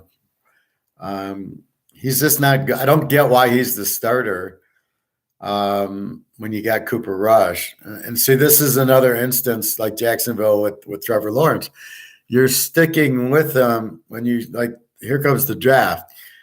Now, Jacksonville could have Rising, the Utah quarterback, or Thompson Robinson, UCLA, or the TCU quarterback, or Hartman at Wake Forest. But they'll stay with Lawrence. And you're like scratching your head going, what are you doing? Why are you staying with Lawrence? These guys are all better than Lawrence, but you're sticking with Lawrence. I mean, that's where these teams get into trouble. They have a bad player. They don't recognize he's bad. They don't draft somebody who's better. You got the first pick. You got this, you got guys that are much better. Take Hartman. Or Bo Nix. I mean, Jesus Christ, you got a whole shitload of quarterbacks out there. You want to stay with Trevor Lawrence? Good luck. That's why you'll be in last place every year. Nick, they stick with these players because they're already sunk so much money into their contracts. I don't agree with that, Nick, because they really haven't. They don't pay them until the 5th year. So if they sign him, it's a cheap contract right away. Look at Lamar Jackson, right? He hasn't done his 5th year yet, so they're not paying him anything. And he wanted 30 million or 50 million or whatever. And they said, fuck you. We're not giving it to you. Then he gets hurt. They'll let him go. They didn't have to pay him $30 million. You do after the 5th year, but not like in the beginning. So Trevor Lawrence has got a very cheap contract, which again is maybe why they keep him, because it's cheap. And then they just don't sign him for 5 years. But I would actually try to win, and I wouldn't go there. Phil, Donovan loved throwing those ankle balls at receivers. Ryan, Cooper Rush is a much better pocket passer. Yeah. Well, that's the whole thing. It's crazy how they, like the Florida quarterback, what the fuck is he doing sitting out the bowl game to get ready for the draft? Who's going to draft this guy? I think it was 12 touchdowns and 15 interceptions. He didn't do shit. He didn't beat anybody. Where are you going with this guy? Oh, he had a big game against A&M. Oh, yeah. Oh, so of course I would draft him then. What are you doing with the guy? The guy stinks. Why is he sitting out the bowl game? And then who is going to draft this guy, and where are you going to draft him? You're going to waste a first-round pick on this Florida guy, Richardson, who sucks? How many times did we bet Florida this year, boys? Probably 0. I think maybe once on an over. I know we bet Georgia against them, and I know we bet Kentucky against them, and I know we bet Tennessee against them, and we won all 3. So I don't get what Richardson's going to do and who's going to draft him. I've had a Rising, Hartman, and Thompson Robinson, and these guys, Bo Nix, Duggan. I'll tell you, I'm very interested in Kansas State. I have a good feeling they're going to beat Alabama. It's a little matchup problem with them is they run a lot, which is Alabama's strength. So I got to be careful with that. But how motivated is Kansas State's going to be heavily motivated, and Alabama won't be. So I'm liking Kansas State. I'll look forward to them beating Alabama and shutting everybody up. Well, Kansas State can't be in the playoff. Well, fuck, they beat TCU. Why aren't they in the playoff? They won. What is the point of having a Big 8 championship and then the team wins and they don't make it the playoffs? So what's the point of having the championship? They're the champs. They should be in the playoff. Now, if you want TCU in, yeah. Or maybe you shouldn't have a conference championship game because it's meaningless, right? TCU lost, so they're in the playoff anyway. What the fuck is that? So I don't understand that. But anyway, so the bowl games, UAB under against Miami of Ohio. They're a pretty good under team. Troy UTSA, we like it over.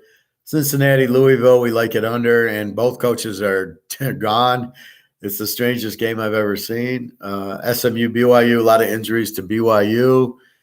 SMU laying 3.5. The over went from 75 to 64, so it's a tough one. I think SMU gets the win. Washington State, Fresno State, free play. Take Washington State, Fresno State under. Rice, Southern Miss. Who knows? Who cares? Florida, Oregon State. I like Oregon State with a lot of guys from Florida sitting out. North Texas, Boise, probably over 59. North Texas can light it up. Boise can. Marshall, UConn, we like under 40 to 46. Marshall, just a dominant defensive team. Eastern and San Jose State, I like Eastern. And Toledo, Liberty, I like Toledo. Not strong, not playing, but just the opinion on the game. Last time Alabama wasn't in the playoffs, they got beat by an Oklahoma team with no offense whatsoever. If I'm not mistaken, I expect the same with Kansas State. Kansas State's got pretty good. Are you saying Kansas State doesn't have a good offense? Well, they're a very strong team. They're a playoff team. They're a top 5 team, absolutely. They would beat Ohio State. They're kind of getting fucked. They should be over Ohio State. They won a lot they beat TCU. Ohio State didn't beat anybody. Keep that in mind. Ryan, why sit out the bowl game only? I don't get how they can play the last game of the regular season, but not the bowl game. They should lace them up and play. They made a commitment to the university. Well, but that's what I say all the time, Ryan. Why did why did Alabama play against Auburn? Why did anybody play? Or the Tennessee receivers? Why did they play the last game against South Carolina? Why are any of these players playing any game of the regular season? They all might get hurt. We wouldn't want them to get hurt. I don't understand why they sit out at all. And if you are the last game, I would sit out. It's the bowl game. I would sit out week 5 game against Elkhorn State or something where it's a meaningless game. But I want to show my talent in the bowl game when everybody's watching is when I want to show my talent, not against, Cal Poly Pomona. And then I get 5 touchdowns. Who cares? It's against Cal Poly Pomona. Phil, no, I'm saying I expect Alabama to not show up. It's playoffs or bust. Well, even if they do show up, I expect Kansas State to pound them. Kansas State's a strong team. I mean, they kept showing it, beating Oklahoma and Oak State and then Texas. And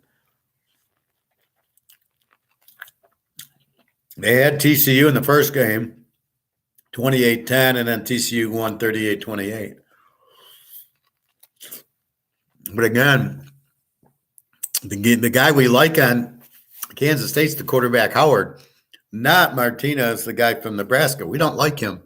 So when I see him out, I'm all happy going, good, Howard's going to play. And again, you have the quarterback, the coach, and you're like, what the fuck are you doing starting Martinez when the way Howard looks? Why aren't you starting Zappe, New England, when the way he looks and the way Max Jones looks? It's just unbelievable. But yeah, we got to keep that second week of the bowls is when we got to be very careful that the guys aren't sitting out. UCLA, Utah, USC, we got to make sure they're playing. We like them, but we just got to make sure. Like the only thing we know is Georgia's playing, Michigan's playing, and I would assume Clemson, the backup quarterback, has his chance. I assume he's playing. I don't think he's bolting for the NFL at all. Okay. So that's what we have here. So again, tonight, I think under Frisco, Seattle, and then free play tomorrow, free play Saturday, Fresno State, Washington State under, and then we'll talk pros tomorrow. But I do like Baltimore. As far as I know, Huntley's playing. He practiced. So I look for them to beat Cleveland straight up. I mean, you're getting 8.5. I don't understand that at all. Again, Deshaun Watson hasn't played in 2 years. You don't just turn the switch and he's going to light up Baltimore. It's never going to happen. Baltimore needs the game. We don't care Lamar Jackson's not playing. We prefer Huntley anyway. It's like Zappe. I'd rather have Zappe playing for New England than Jones. I think that's just incredibly stupid coaching. But that's Matt Patricia for you. He's the offensive coordinator. I assume he's the one making that decision, although I would think Belichick does. But I assume they're trying to trade Jones, would be my guess, like they traded Garoppolo. So I think that's all this is to trade the guy. He knows what he has in Zappe, but why throw away the year? I don't understand. Him of all people should know you need the quarterback. You need Tom Brady to win, and you got Zappe. Not that he's Tom Brady, but that's who you need. So, anyway. So we'll be careful that second week of the Bowls. Starting from about the 28th, the UCF Duke and all the way down. I'm hoping that if they're going to sit out, they are announcing they're sitting out, not waiting until 5 minutes before the game and screwing everybody. Anyway, pros, keep in mind who needs the games. Frisco-Seattle game, it's a playoff game tonight, playing for first place and to lock up a wild card. Minnie needs the game for to win their division. Baltimore needs the game. They're tied with Cincy. Miami, Buffalo, it's a playoff game. Atlanta, New Orleans, similar. Even though they both suck, they need the game. Detroit and the Jets, it's a wild card game. KC needs it after losing to Cincy. Philly needs it to lock up the 1 seed. I don't think it'll lock it up, but they'll be probably 1 game away. Carolina, it's a playoff game because they're in the Tampa Bay division. Dallas, Jacksonville, it's a playoff game.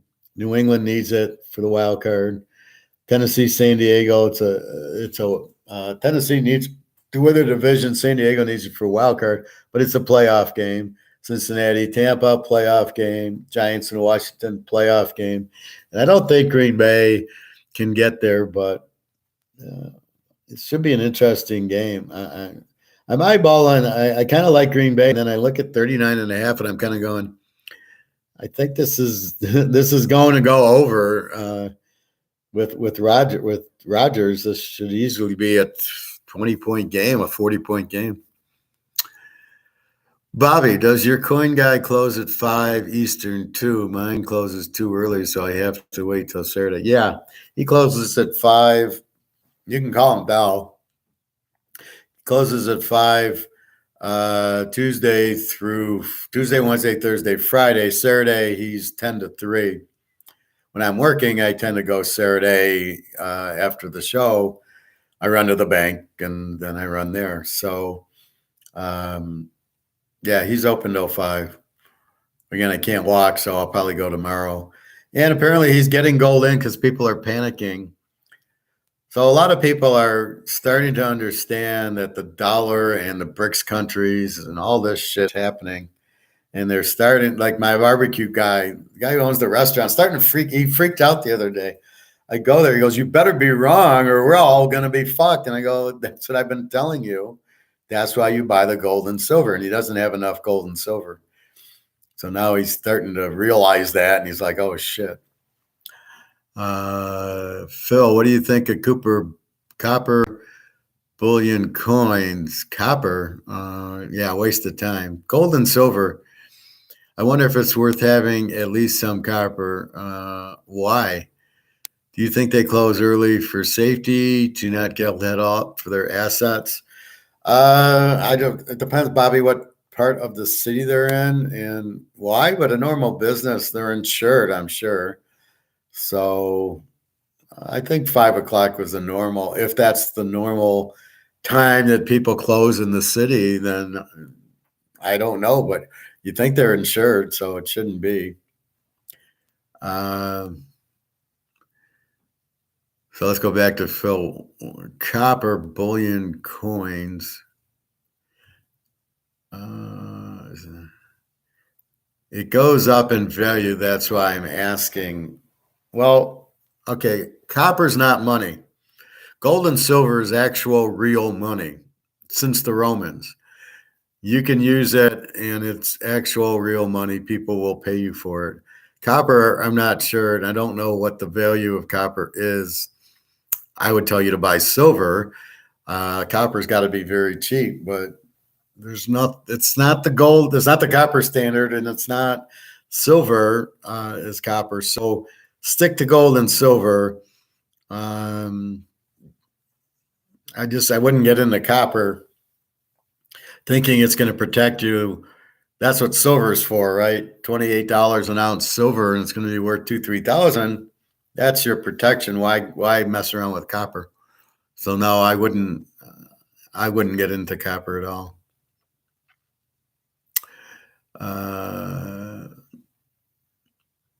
Do you think they close early for safety, not to get held up for their assets? Bobby, he's going to end up. What happened? He's going to end up on front of a shrink once he sees that professor's predictions are accurate. Copper was once the penny. I'm not making a case for it, just saying it was once money. I don't think it's ever been money. It's just copper was used to make the penny. It's not the same as silver and gold are actual money. That's cool. I'll focus on silver and gold like I have been. Bobby, by the way, that reminds me, heard someone in an interview on YouTube mention platinum, and he said that it will outperform silver and gold. Um, well, it's not money. What do they mean by outperform? Is it being held down by the government, like they're holding gold and silver down? Um, I wouldn't buy platinum. I don't. I don't see a. I don't know platinum enough, but what's wrong with gold and silver? So if they're saying, "Oh, platinum's going to go up," I would imagine there's salesmen selling platinum telling you that because um, why would it go up? Is it? It's not even that gold and silver are rare. It's gold and silver are gold and silver. They're real money.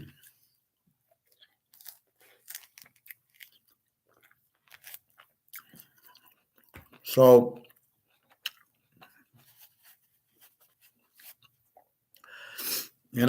platinum's not real money. So then it becomes the use of platinum. Well, what do you use it in? Cars, catalytic converters, whatever. Okay. So if that's the point of you buying platinum for its industrial use, um, I don't know. I don't know how limited it is. I haven't done any research on platinum. It's not money. It's not gold and silver.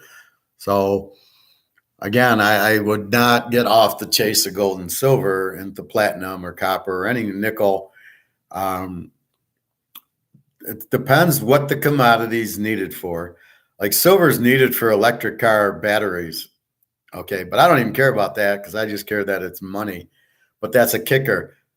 What is copper needed in, and what is platinum needed in? I assume it's something to do with cars or computers or something.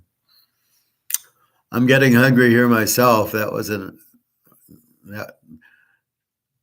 that an orange? Yeah, it's an orange. So I have an orange in my avocado.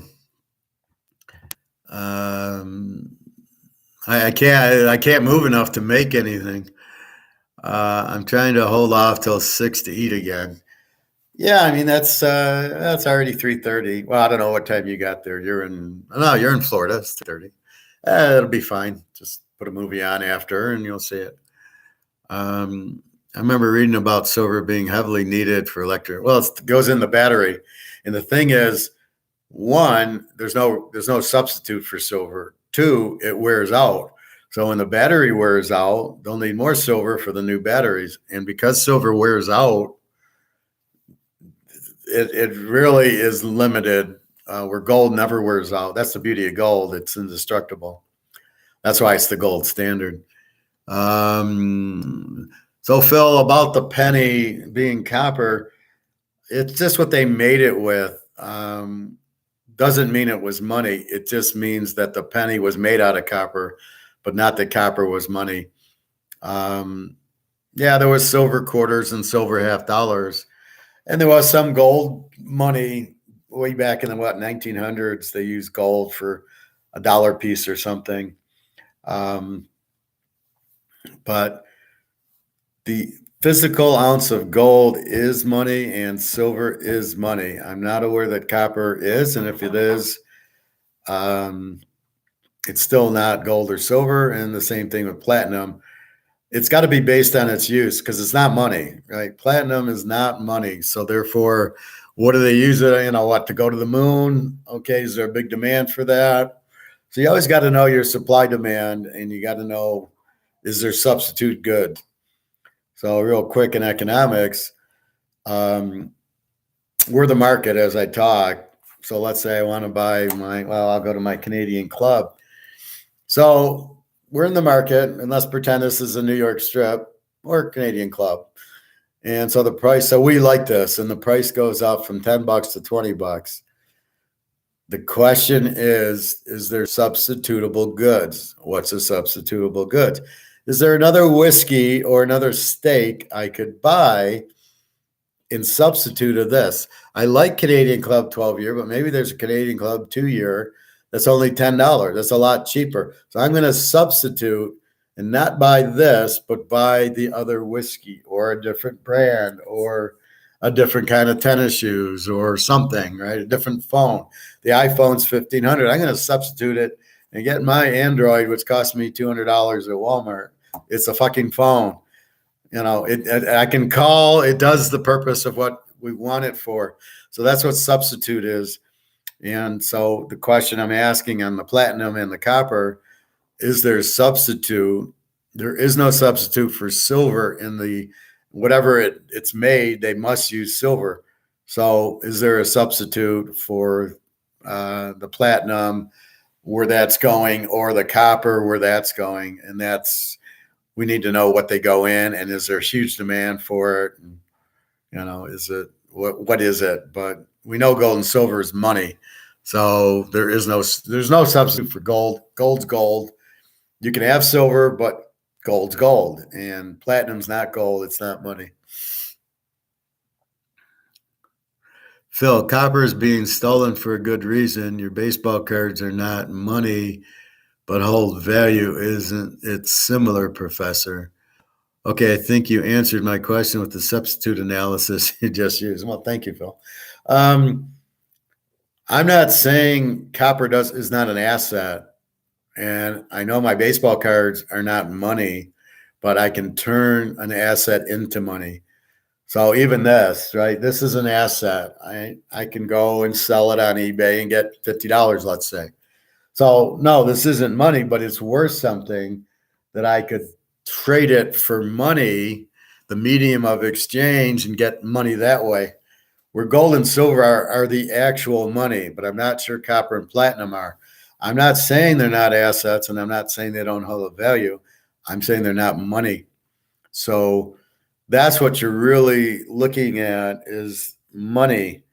So when you come out with these different commodities, now a lot will be what the BRICS countries do, what Russia and China do to back their dollars by commodities. Are they going to use gold and silver, which I'm sure they will, but are they going to use copper and platinum and palladium and all this other shit, or are they just going to use gold, silver, maybe oil?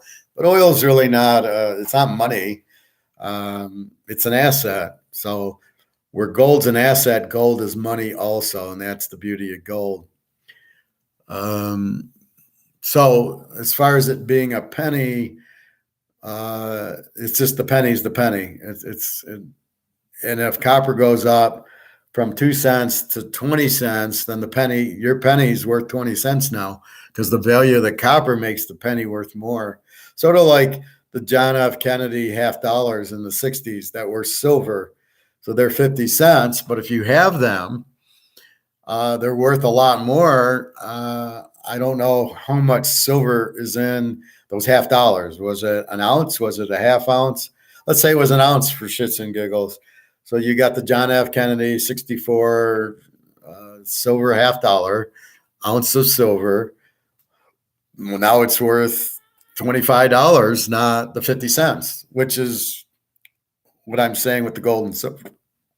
My silver that I buy, the Liberties are $1 silver pieces, right? But they're worth 40 and 50 because the ounce of silver is worth more than what they say. It's like gold. I buy a Liberty or I buy a Maple Leaf and it says, it's worth €50 or $5 or whatever, but the gold makes it worth a whole lot more. So you don't care. You don't care. Copper's not currency, but yes, you can trade it, any of that stuff. If it's an asset, you can sell it. The value, the key is going to be this. So I got to think logically. When this goes to zero, what this buys goes up because this is worth less and less and less. So as this is becoming worthless, that's what happens. It takes $5 to buy Oreos. Then it goes to $10 to buy Oreos until this is worthless. And that's what happens. So the Oreos aren't going up in price. It takes more money to buy them. Now, when my guy even says, well, you're not really buying gold to make money on it. Bullshit, you're not. You're buying it because it's so cheap. If gold was $50,000 an ounce now, I wouldn't be buying it, right? I'm buying it for the double. I get it at $1,800, which I know is worth a lot more because I know it's been suppressed. So once it goes to market, so once demand's here and price is here, and once price goes up, that I am looking at making value on the gold. That's where, not an investment, but that's where I'm just looking for the true up. Then, no, I'm not looking for gold to go up 5-10% a year, but I am looking for it to go up because the dollar will be in trouble and the demand for gold will force the price up like any other item. And that's why I kind of scratched my head listening to these guys going, dude, we know it's not an investment, but we are buying it for it to go up. We're expecting it to go up because the price has been manipulated down.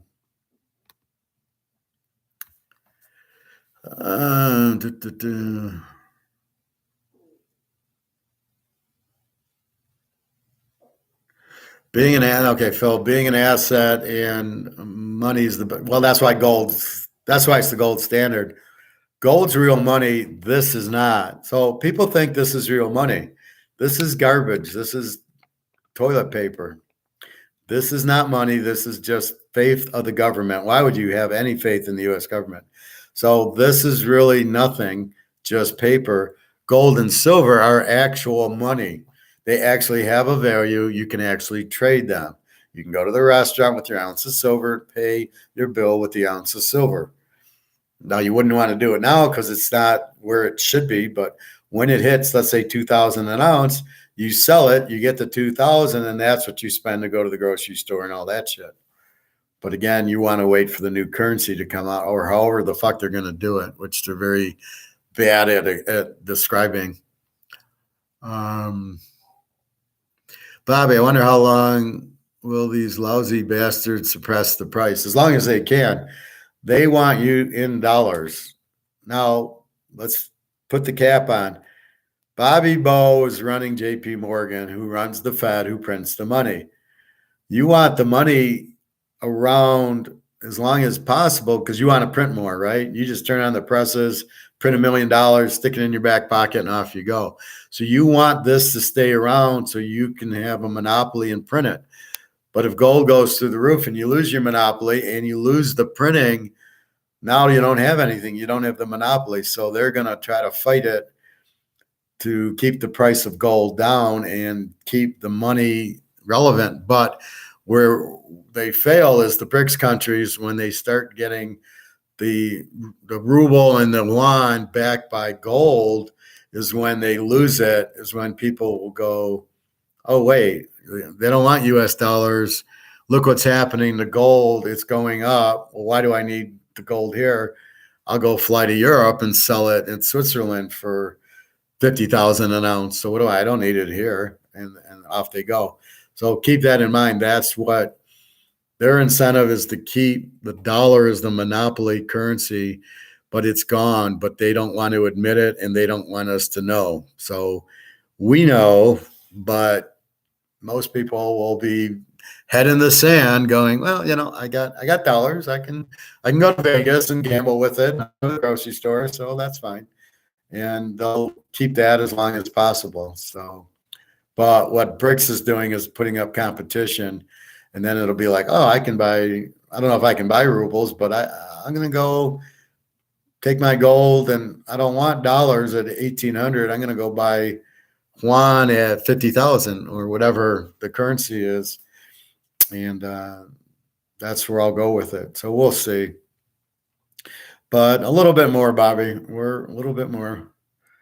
You think we will get a strong move in 2023? Well, just what I said. I think we will because of the BRICS countries. Once they finally hit the, okay, here's our new currency, and we're not taking U.S. dollars. So once everybody, look at my barbecue guy. As soon as the light went on in his head Tuesday, he freaked out. He said, oh, shit, you better not be right. But he knows I am. And he's like, now what do? I need gold and silver. My money's useless. I'm going to be broke. He realized it. The more people that the light starts going on and they run to gold and silver and ignore JP Morgan, that's for safety. And the more people that do that, it'll be better. And that's what will happen. Saudi Arabia announcing we're no longer on the U.S. dollar for oil will help. That'll kill the demand for dollars because again, it's worldwide. It's not just in the U.S. And then the new currency comes out, and they're going broke. This war is costing Russia a whole shitload of money, and China is all fucked up from their mortgage crisis. These countries are in bad need of gold to go to 50,000. So you're sitting on all this gold that has no value. Wait, we know it has a value. So it's in their best interest to spark the value of gold to get it away from COMEX. The U.S. wants it in COMEX because they want it cheap. So that's the difference. But we know it's not cheap. We know it's being suppressed.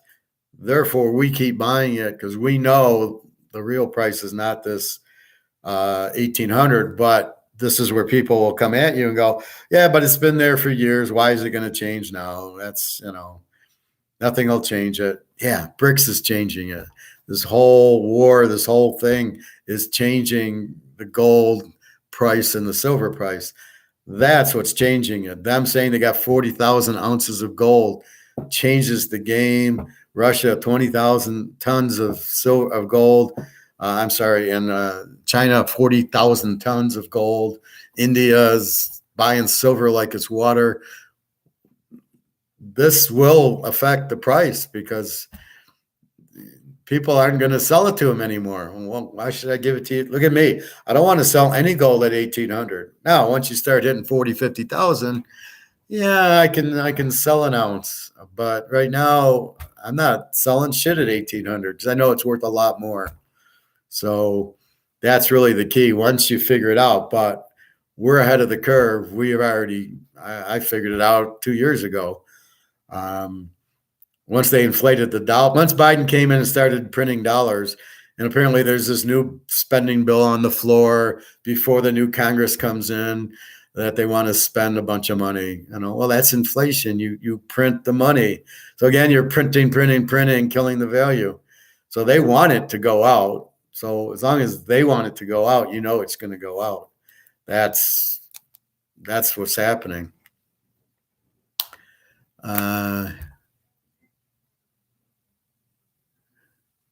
Bobby, you think you'll get a strong? You a lot of bars too, or just mainly coins? I don't. I have one small bar. It's an ounce bar. It's not even an ounce bar. I think it's a quarter ounce bar. I got all coins.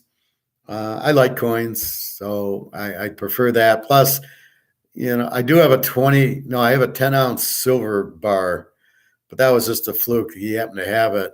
But normally I like the coins. They're pretty. I put them all in the plastics, so they're all well protected. But it doesn't matter with gold. It's indestructible anyway. Even if you were to melt it, it would just cool and be gold again. So I just hope I have some Julius Caesar gold that if I scratch it far enough, it'll get down to the Roman Empire days because it's all the same. We have what they use because they just melt it and reuse it. That's the beauty of gold. It's indestructible. So it's a beautiful thing, and it's beautiful. It's a pretty thing. Like when I see the maple leaves, when my guy has maple leaves, it's just like this light, comes out of his case, and you're like, I gotta get another maple leaf. It's just so bright and beautiful, which is probably why everybody likes gold. But again, it's very limited supply. Get out of your Bitcoin. Bitcoin's probably like copper.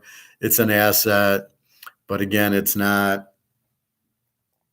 gold and silver. See, so you got to rank. It's like ranking, the bowl games, right? There's Washington State. There's Georgia, Ohio State, who we love Georgia, and then there's Texas Tech, Mississippi, and we don't love the game. So we want gold is Georgia and Bitcoin is Texas Tech, Mississippi. It's there, but we don't like it as much. And that's really the point of the teaching.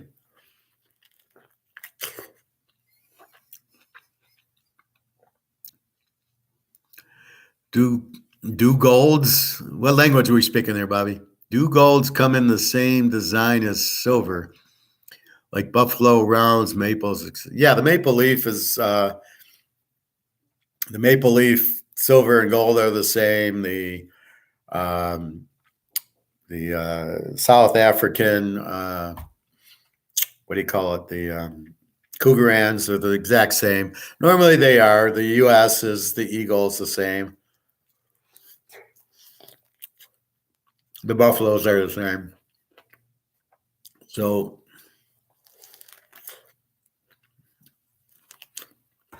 once they take the mint and they put the blank in what they want to use the Eagles, they just switch gold and silver around. So instead of it being fed by gold, it's being fed by silver, but it's the same design. I'm thinking, Miss Phil, I just bought a bunch of the plastic holders for my coins, but they were only 39 millimeters. None of my Walking Liberties fit. They do have different sizes, Phil. So I guess I need a bigger size for them. No more tarnish for me. Yeah, they come in different sizes. When I get my coins, anything gold, I make the guy put in a coin holder. And as we say, there's different ones. So he checks the size and then he gives me the right size for it. I don't care if it's a little big as long as I can get the coin in. Bobby, I'm thinking Mississippi State comes to play for Leach memory and beats Illinois. I don't know. Maybe. I kind of like the under in the game, but maybe. It won't be a big play, but I might put something on it. My Buffaloes and others fit, but none of my 1 ounce silver Liberties. Well, those are old Liberty heads, aren't they? I should have bought 40. I see I went too small. We'll go buy 40. They're not expensive, I don't think. So you think I should buy plastics or some sort of holder for my silver since all you gave me was a plastic bag for them? Well, I showed you what I have. I would go get it, but I can't walk. The plastic holder, I'll show you tomorrow. So you put the 20 into the plastic holder. And that's what you store the silver in. Then you got a top and you close it. So that's what I keep the silver. There's too many of them, right? I get 20 at a time. I wish I could buy 20 gold at a time, but you buy a couple ounces of gold, they give you 2-3 holders. When you leave, okay, fine. But the silver, if you buy 20, they give you the white plastic, the 20s in it. You close it and off you go. So I'd like to get it for you, but it would be a very painful walk over there. But I would buy the holder, yeah. I mean, and I would buy from now on, I just buy 20 at a time, or at least 10 and 10 or something. But that's what I do. And then when I go meet the girls, I give them 2 or 3 silvers, and they're all excited. And, I keep saying, oh, it'll be 2,000 an ounce soon. Oh, okay. You mean that tube that fits 20 coin? Yeah. It's a silver tube specifically. Although I think I can put gold in it, but I already have the gold in the hard plastics. So when you're traveling, let's say we're going to Switzerland, we want to cash in some gold. You got them in that hard plastic. What I show you for my casino chips, and you just leave them in the plastic bin. So it's in your pocket, right? It don't leave your pocket. And then when you have to go through security, you put a couple down next to your phone and next to your belt, and you bring a few quarters, and you kind of just have a nice little stack. And they are apparently not even looking for it, just looking for weapons. So I didn't even get stopped. Gold, silver, they didn't give a shit. They got me for sweat. Like my sweat shows up for some reason, probably because I'm running to security or whatever, or I like to get there. So they'll see that and they'll see the liquid and they frisk me down and it's just sweat. So yes, you want to protect them, but at the end of the day, the silver would be worth something. The gold's indestructible, so I don't see that having a problem at all. Now I have a bronze Michael Jordan, not a copper Michael Jordan. So when Highland Mint had their things, they had two-tone silver with a gold overlay, which apparently the gold overlays were shit. The silver, which was an ounce of silver, and then bronze. So I got a Michael Jordan bronze coin. That's worth what bronze is. So if bronze goes up, not necessarily copper, but if bronze goes up, then yeah, it'll be that would be nice. That'll go up the same value as that. But everything should be going up because the dollar is losing value. So whatever you bought with this, it now takes more dollars to buy. So everything should be going up. So that's why this massive inflation should be everywhere, not just Oreos and Three Musketeers. It should be everything. Tires, gas is down, which I don't understand. I just filled up at $2.87. It was $5. And I'm really like, what the fuck is gas down for? I'll take it, but I don't understand it.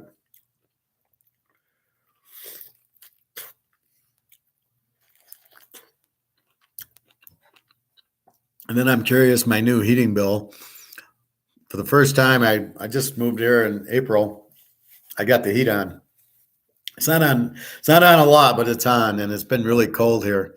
So I'm curious my $20 heat bill, what it's going to be now that I'm actually using the heat. I'm guessing $70 or so, but we'll see.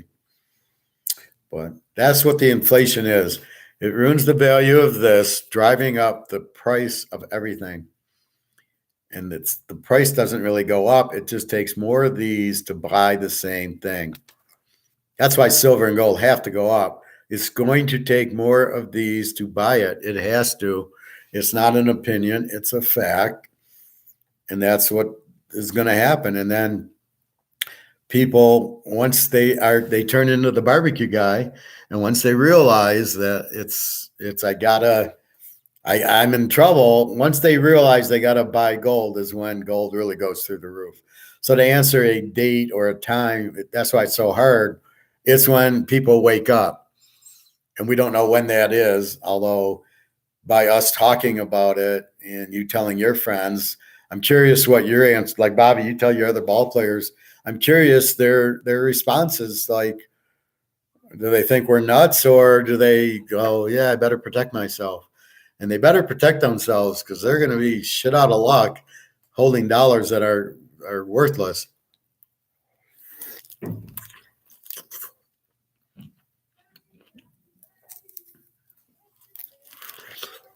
Although I will love to see LeBron James penniless.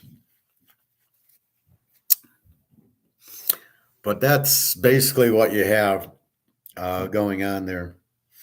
So the more money we make in football, I mean, I go right to the silver store and take my winnings and buy silver with it. And it's not even like I'm spending anything. You're not spending anything. Phil, it's been a fact for a long time. It should go up. I have little faith it will go up anytime soon. Doesn't mean I'm not stacking, just that they will not let it go up to manipulate it. Yeah, well, keep in mind, it's been manipulated since 71. But what's changed is this whole Russia-China BRICS thing. That's the change, is the dollars collapse because of BRICS. That's why it's going to go, because the Russians and Chinese need gold to go up. Russia's got to pay for a war, which is very expensive, between drones, supplies, gas, and their tanks and their missiles. It's very expensive. You got to pay for it, and they're in big trouble. And then you have the Chinese, who their housing market crashed, who don't really have a stock market because it's all corrupt there. So these countries need gold to go up, as a lot of countries do. They're all in debt. So the solution to get out of debt is gold. Because if you got gold at 1,800, we're in debt. Now gold hits 50,000. I'm not in debt anymore. I just made $5 million. That's the whole key to it. That's why there was never the need by J.P. Morgan or the U.S. to do what they're doing now, which is basically devaluing the dollar and ruining it on purpose. So they're doing this on purpose So gold will go up. Um, but they're just waiting for all these derivatives to go. But that's what they're doing. It's strictly it's time now. It's time for the dollar to collapse and gold to go through the roof, and they can't suppress it anymore. They were with COMEX. It's broken. So the suppressive mechanism of selling gold and silver short without ever having an ounce of it is everybody's draining it. It's draining, it's draining, it's draining. The price has to go up. So understood what you're saying, Phil, but the manipulation's ending because the people who want it manipulated are powerless against the ones who want it not manipulated. And so therefore that's what they're doing. So you'll see it go up very, very soon. Like I said, once the people, we know what's happening, but once John Q. Public finally figures out that they need gold, it's all over at that point. They don't care what COMEX is, but they're doing what you're saying. They're going, shit, there's no value in gold. It's 1,800. Why would I buy it? Silver's 28. Why would I buy it? Therefore, I'm not going to buy it. I'll buy. They're looking. I'll get Bitcoin. I'll go into the stock market. I'll go into bonds for safe haven. I'll go into dollars for safe haven. They're all trying to get safe because they know they're about to all get fucked. But they don't think gold and silver have the value that we know they do have. And that's really the problem. I mean, well, gold won't go up. So let's see, Bobby, I was talking to a cousin yesterday about 401k withdrawing. And he was saying that he hopes he never has to take anything out, etc. Have other family members that think I'm crazy or something. Laugh out loud, shake your head. They just don't get it, but I just stay quiet and let them be. Do they give you an explanation? So you say, what are you in? And then, see, I always try to use the Bitcoin argument. So I'm playing at poker at MGM and we'll talk about money. And I go, where do you got your money? Well, I got it in Bitcoin. Well, it went down. Well, it's going to go up. Why? And I can't get an answer. And then I say, well, I'm in gold. And they laugh at me. And I go, oh, okay, you can laugh at me. But when it hits 50,000 an ounce, don't ask for a loan. And when your Bitcoin goes to zero, you're smarter than me. So people have their mind made up because they listen to some of these Bitcoin people who sit there and say, "Oh, it's good." Bitcoin's Russian mafia. We're in God's name. Do they think it's gonna? It's not gold and it's not money. So then it drives me to I want a Mickey Mantle or a Tom Brady card, or do I want Bitcoin? Either way, I'm going to have to sell it to get money, right?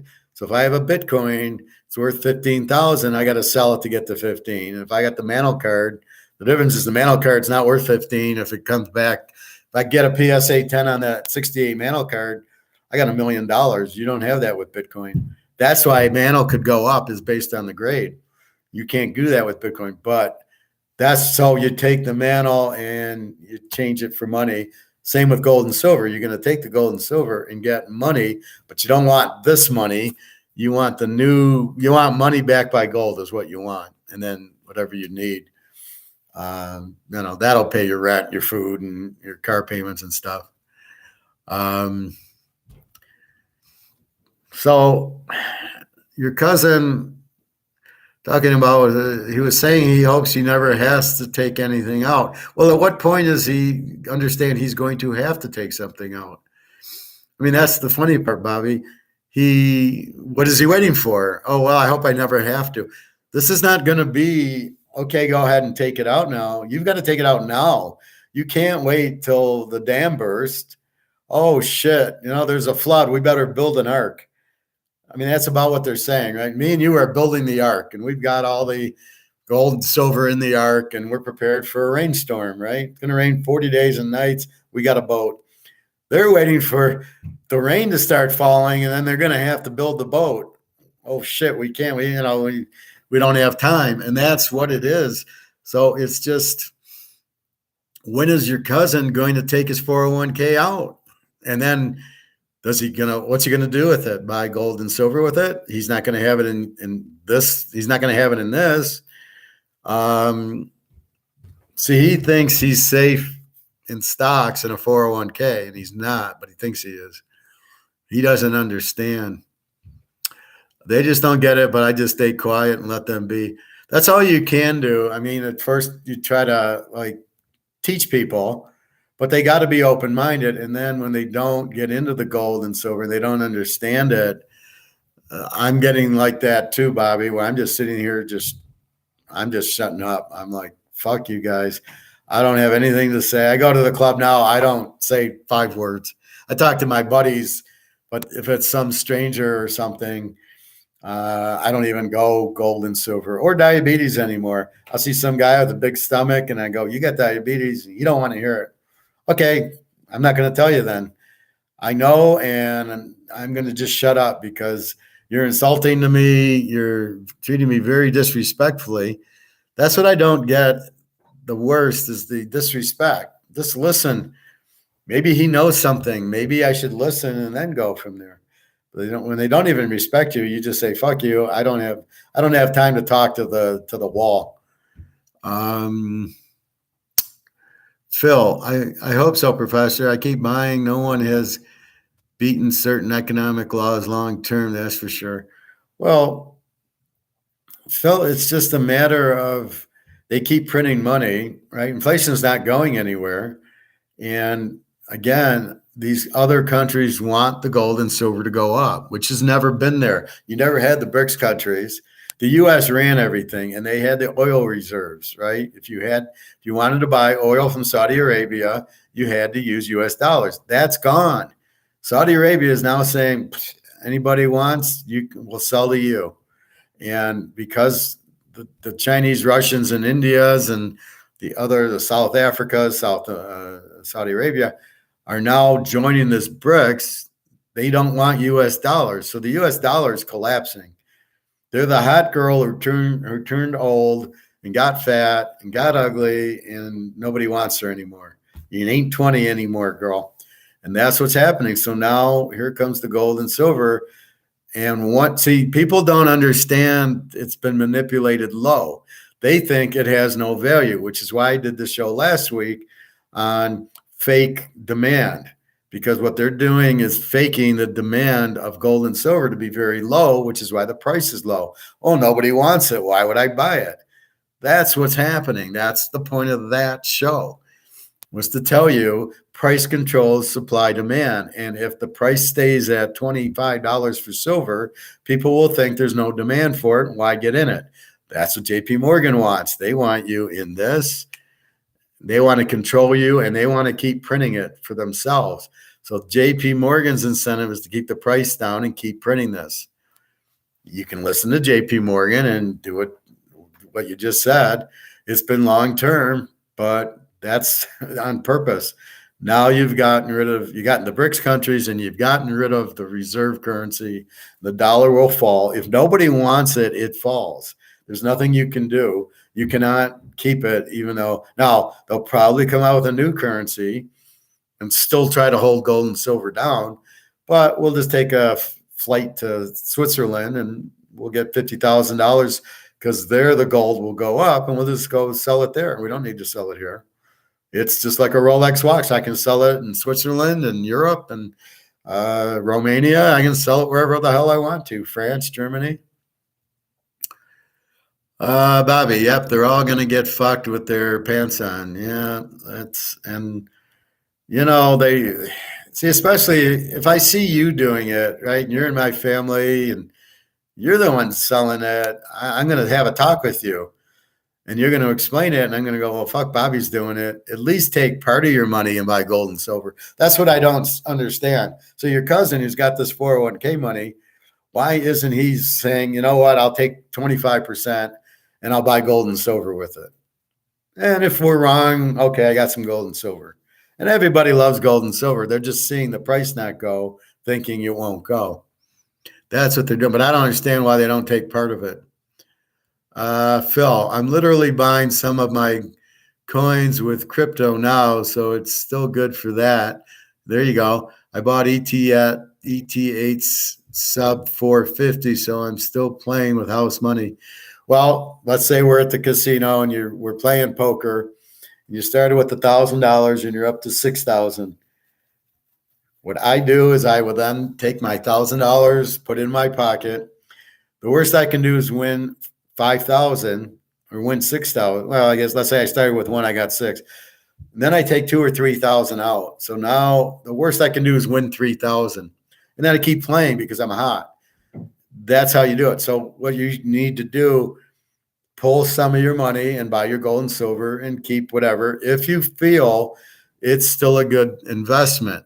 If you feel it's gone up and now it's going down and you don't feel that it's going to go back up, get the hell out of it. I mean, you don't need it. It's not going to buy you anything like the silver and gold. I'd rather be in silver and gold than whatever this ETH is. Where's it at now? ETH sub 450. Phil, I'm not holding crypto much longer, though. Yeah, I don't blame you. Take your profit. I'm happy you made money with it, but get the fuck out now.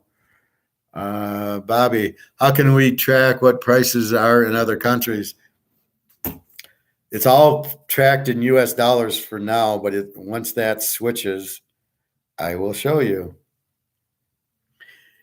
ETX is 12.7. Oh, so you're up 3 times.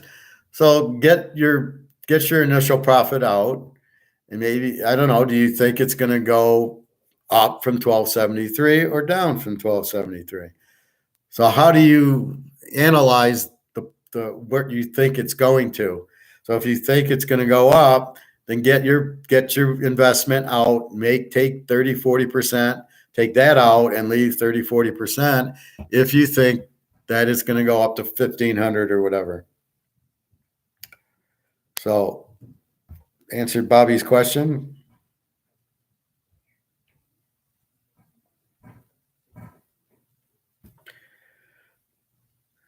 All right, so I'm in goldprice.org, and you can see the price. $17.77, down $30 today, which is perfect because I want to go buy some tomorrow or Saturday, and they're going to take this figure and sell me gold. I love it. So if you see in them, well, let's look at silver. Silver's down 78 cents. It's all derivative. It's all fake. So let's go back to gold. Now, Bobby's question. If you look at the middle box, it says USD, right? So this is 1777 in USD. So if I go to the coin store, he's going to add 100 to this, and I'm going to pay 1878 for a Cougaran or a Maple Leaf or whatever. But if I go into the middle box, I can change the currency. Now let's go to something.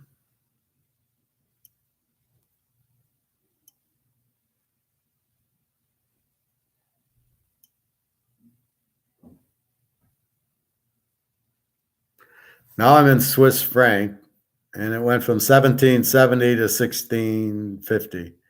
See how it says CHF in the middle? That's the Swiss franc. Now let's go into rubles, everybody's favorite currency.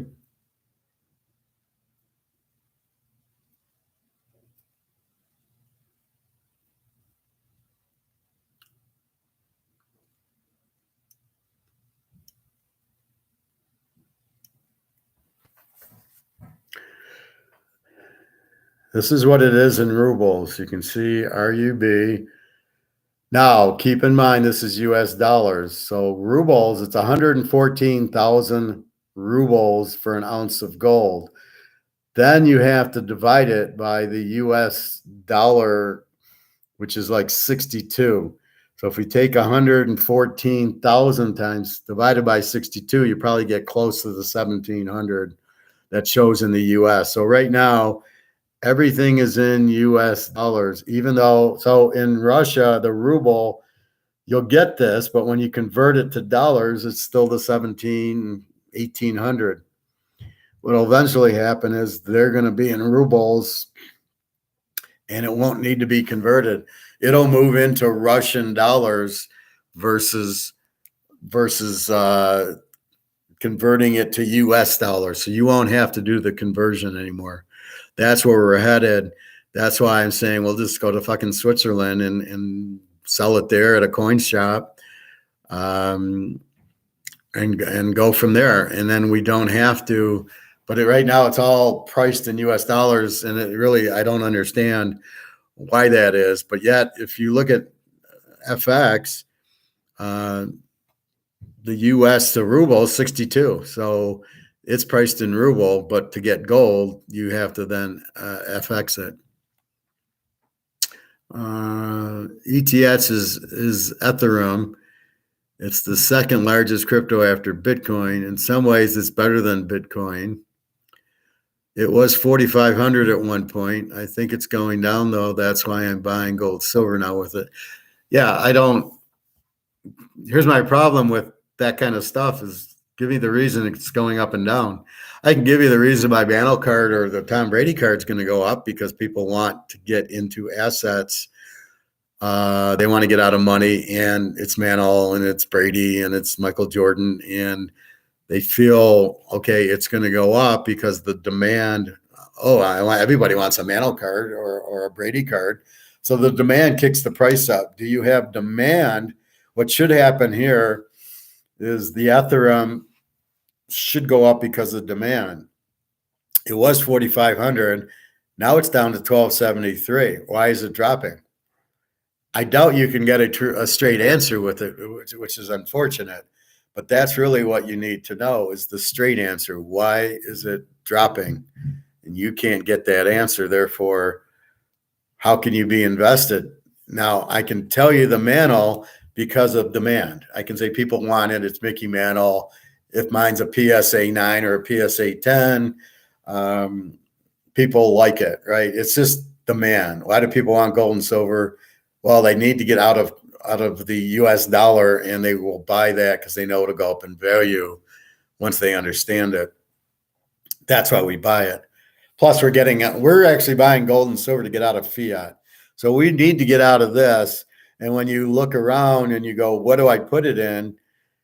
Where am I going to go? I can't go to the euro, the Swiss franc, the ruble. There's nothing I can go to that will protect me. So I must go into gold and silver or the cards or, maybe the copper or the platinum, any metal like that, or coffee or, any of these commodities that go up, that there's demand for.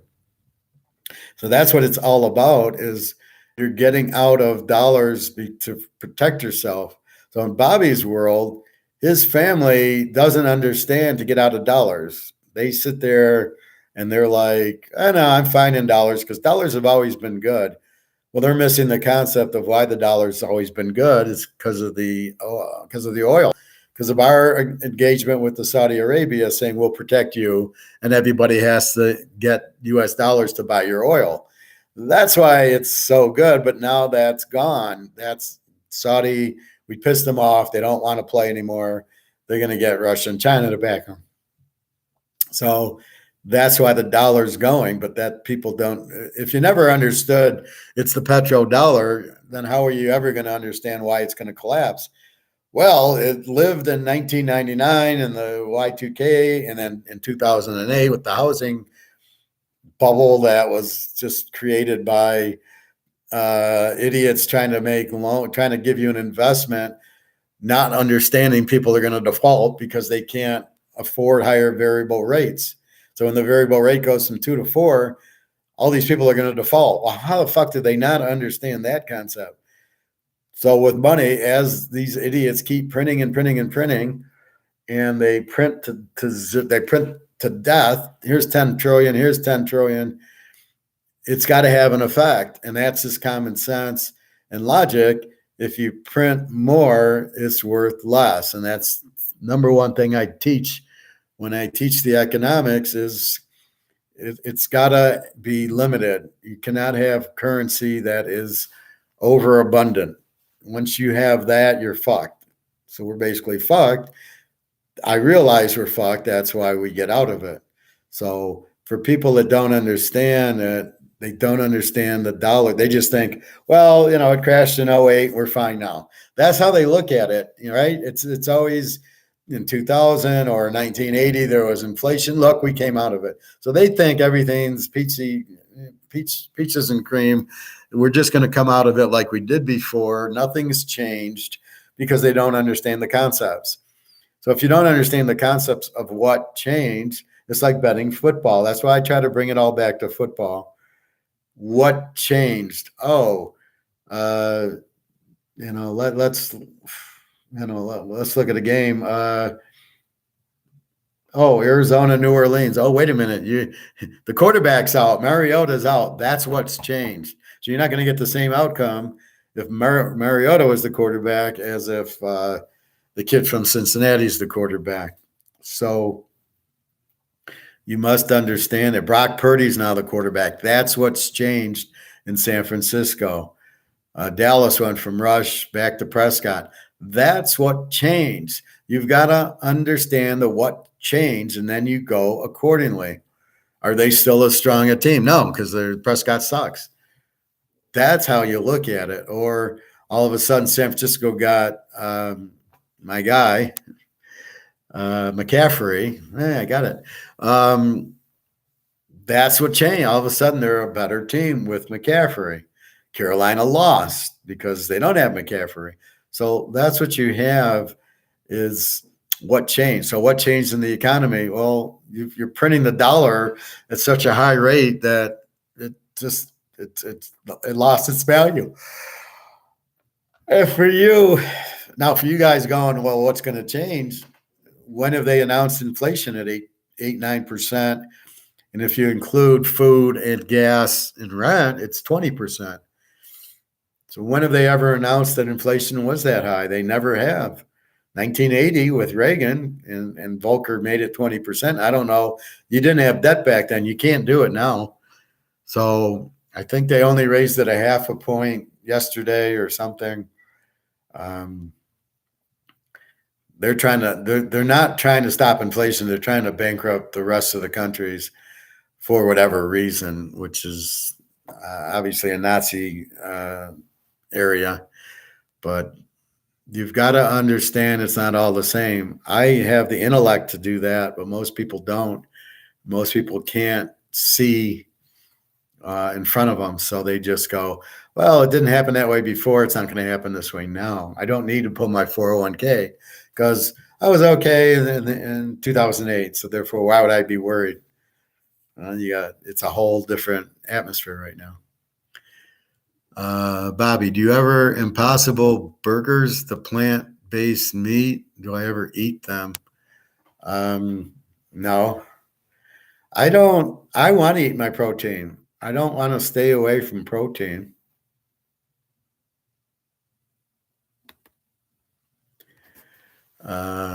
Phil's got to correct me. It is pronounced Etheryum. So Professor, so you can bash it properly in future classes. Well, the yum reminds me of those suckers in ear and ear sucker. Okay, I got it. So I don't really get into the plant-based stuff. When we're in Lisbon, my girlfriend, we go to lunch, and she's just looking at these cute places. I don't care. And here's the taxi money, and I pay the bills. And they had a portobello mushroom burger sandwich, which I thought was a hamburger with portobello mushroom on top of it. As I'm eating it, I'm realizing there's no meat to it. It's just a portobello, a big mushroom that fit in the bun, and the bun. There was no hamburger to it. It was okay, but I want my hamburgers. This girl told me, I don't know why you're saying it's gonna crash. The market is going up. And I told her, yes, it is now, but will not last. In 2023, shit will hit the fan by most of the year. Turkey burgers I like. Okay, so let's go to Bobby. The girl told me, I don't know why you're saying it's going to crash. The inflation is why, right? And I've explained that, right? So this is losing value. The stock market, all the stocks, their costs have gone up because of the inflation, but they can't pass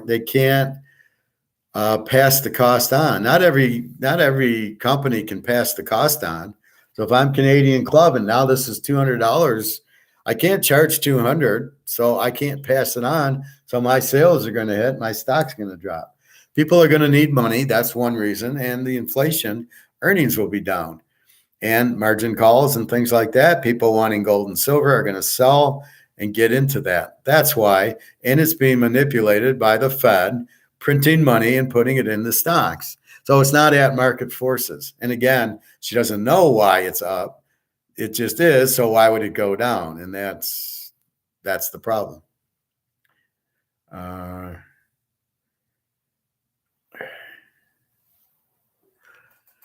No, Bobby's talking about the stock market. The girl sees the NASDAQ number, the Dow number, and she thinks it's going up because she's just looking at the total number. Friends in Texas went with me to the coin store and just said, "Oh, I didn't know you buy silver." Then you just sat their ass down and waited for me to buy it. Then we left. Laugh out. Yeah, unbelievable. Phil, the repo market, foreclosure market. Yeah, it's pretty high right now.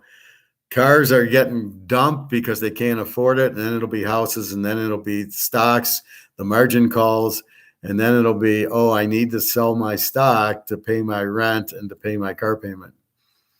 So that's what's coming. Absolutely. Bobby, laugh out loud, Phil. She was talking about the fake rally in the stock market the other day. Yeah. That's have her talk to me. I'll straighten her out. Phil, yeah, that lasted about a day though. It's been trending downward for a bit now. I know a lot of people lost a lot of money in it because the individual stocks are getting crushed. And then look at Amazon and Tesla is going down, and they're laying off people, and Apple's laying off people. They're all laying off people. Facebook, so Tesla and this Zuckerberg idiot who I hate, they're laying off their people. Why? I mean, wouldn't the stock be going up? So right now, the government's trying to fix everything. Oh, we'll print money and we'll put it into the stock market. Look, there's no problem. Inflation's 8%, but you know what? We're going to raise interest rates and it'll get it down to 7%. And you know what? Inflation really won't be bad. And gold and silver, no, they're not. You don't want to buy that. They don't go anywhere. Did you sell 20,000 tons of derivative paper without actual physical gold, fellas? Meanwhile, everybody's buying all the gold to cover themselves, and COMEX and all these holder of gold are gone, man. They sold millions and millions of ounces. Well, that's not normal. Why are they selling it? So if they're selling it, why isn't the price going up? Which answers everybody's question, because it's being manipulated, and they're being told to sell the derivatives until they go bankrupt, because people will then say, I need the gold, and they don't have any, because when you sell, it's like me selling 10,000 ounces of gold. I don't have it. I can't sell it if I don't have it. And then if Bobby wants it from me, so Bobby buys, I sell a derivative to Bobby, and here's 10,000 ounces of gold. Now Bobby says, all right, Howard, I want the gold. And I go, well, I don't have it. I didn't actually have physical gold. I'm just selling you gold ETFs. So you own gold that's in this vault, but I don't have the actual coins for you. And you're fucked because you thought you bought gold and you didn't. And that's what everybody's going to wake up to. They buy these ETFs because these guys are scamming them and they think they're going to be okay. And then, well, I have gold. Where's my gold? And again, I've used that experiment before. I'm going to sell 1,000 bottles of this and called ETFs to keep the price down. But you know what? I only have one bottle and it's mine. I'm not giving that out. So the other 1,000 people that think they just bought that bottle, you didn't buy anything. I don't have it to give you. You just bought an ETF. You just bought paper, Canadian Club. You didn't buy the real shit. And that's where the shit's really going to hit the fan. So the biggest thing I say to people is if you don't buy gold and silver now, let's say gold, 1,800 an ounce. If you don't buy it now in 3-4 months and it's at 30,000 an ounce, what are you going to do? You got 30, 40,000 to buy it. Your money's going to be worthless. How are you going to buy it? Why would you buy it then when you could buy it now at 1,800? And again, what's the worst? There's no risk, and you're not spending a penny. You're taking $2,000 out of your bank or out of my safe in this case. I go to the coin guy. He gives me an ounce of gold and 10 ounces of silver for the $2,000. So I basically spent no money. I basically traded cash bullshit for real gold and silver. That's all I've done. I haven't bought anything. I haven't reduced my assets or my money at all. In fact, I've increased it because I always count my silver at least 50 an ounce and my gold at 2,000 an ounce. So when I go buy an ounce of gold, it's 2,000 an ounce. Then when the shit hits the fan and then it goes up to 50,000 and silver hits 2,000, now how are you going to buy it? And that's the problem people aren't understanding. You're not going to be able to buy it. People should be understanding that with food. You buy, I got 20 pounds of steak and hamburger in my freezer and chicken at $7, $8 a pound for steak and $5 a pound for hamburger. Well, when it goes up and it's $25 a pound, an ounce, or 25 a pound, no, 25 an ounce. I don't know. How do you sell steak? $10 a pound. No, so if it goes to 25 a pound, now what are you going to do? So now you got to pay 25 for your New York strips. Good luck for that. You probably won't buy them. That's when you substitute regular hamburger or chicken or something. But that's the problem. You're going to want it and you're not going to have money for it. And it's just it's a transfer. I'm taking this and I'm buying $1 worth of silver. That's all I'm doing. This is useless. That isn't. If I need the money, I take the silver back and give me the money back, and I do that. I have zero risk, and I'm not spending a nickel. I am not spending anything. But if you keep your money in the 401k or in the stock market or in the bank in this, you're risking this going to zero, and then you can't buy your gold and silver because it's 30, 40, 50,000 an ounce. I don't have that kind of money. How are you going to buy gold? It's the only protection. Oh, I thought it was 1,800. I didn't think it ever went up.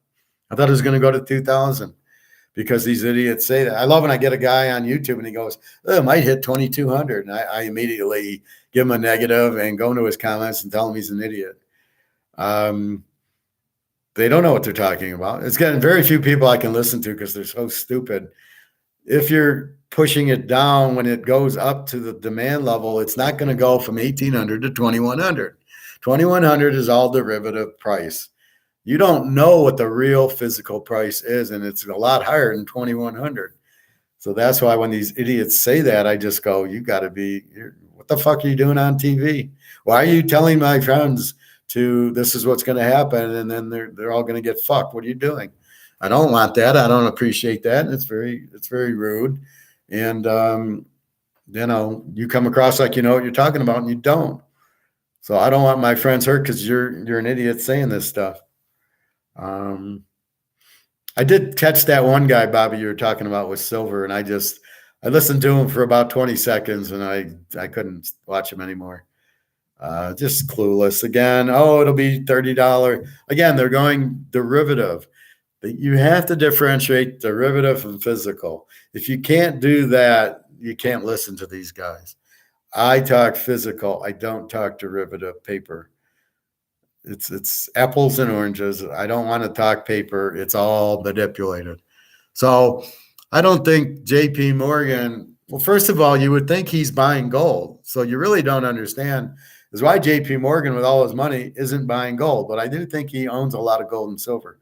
So it would behoove them that gold and silver go up in value. Also, being a bank, having gold and silver, I would think they would want it to go up also. It's the U.S. government who wants you to keep buying these. who think if they just keep saying it, people will listen, and they give us no credit for being intelligent. Well, if we went to their schools, we obviously wouldn't be intelligent. So that's what you really have going on. So yeah, that's why I teach here. I don't know who wants to be public schools. I just groan when I hear anybody going to public school. I go, you gotta get your kids out like now. They're not going to teach you anything. It's a waste of time. And then you're going to learn, transvestites and this, that, and all this crazy stuff, all this political stuff, instead of 2 and 2 are 4 and buy gold and finance and economics and learn Excel and learn computers. That's what they should be teaching them. So it's really sad. And it's so expensive. Why is it $100,000 to take your kids to U of M? What the fuck? $100,000 a semester or a year or something? Jesus. Let's see, Phil. David Morgan, his YouTube channel is the Morgan Report. Yeah, I've seen him. Again, it's the two guys in London that I listen to. Alistair McLean and Andrew Maguire. Those are the only two, because I think they're in England. They can say what they want. And I think the US guys can't really, they have to talk paper, not physical, or they'll get in trouble or something. I think I can say whatever the fuck I want because I'm hidden as Teaser King football handicapper.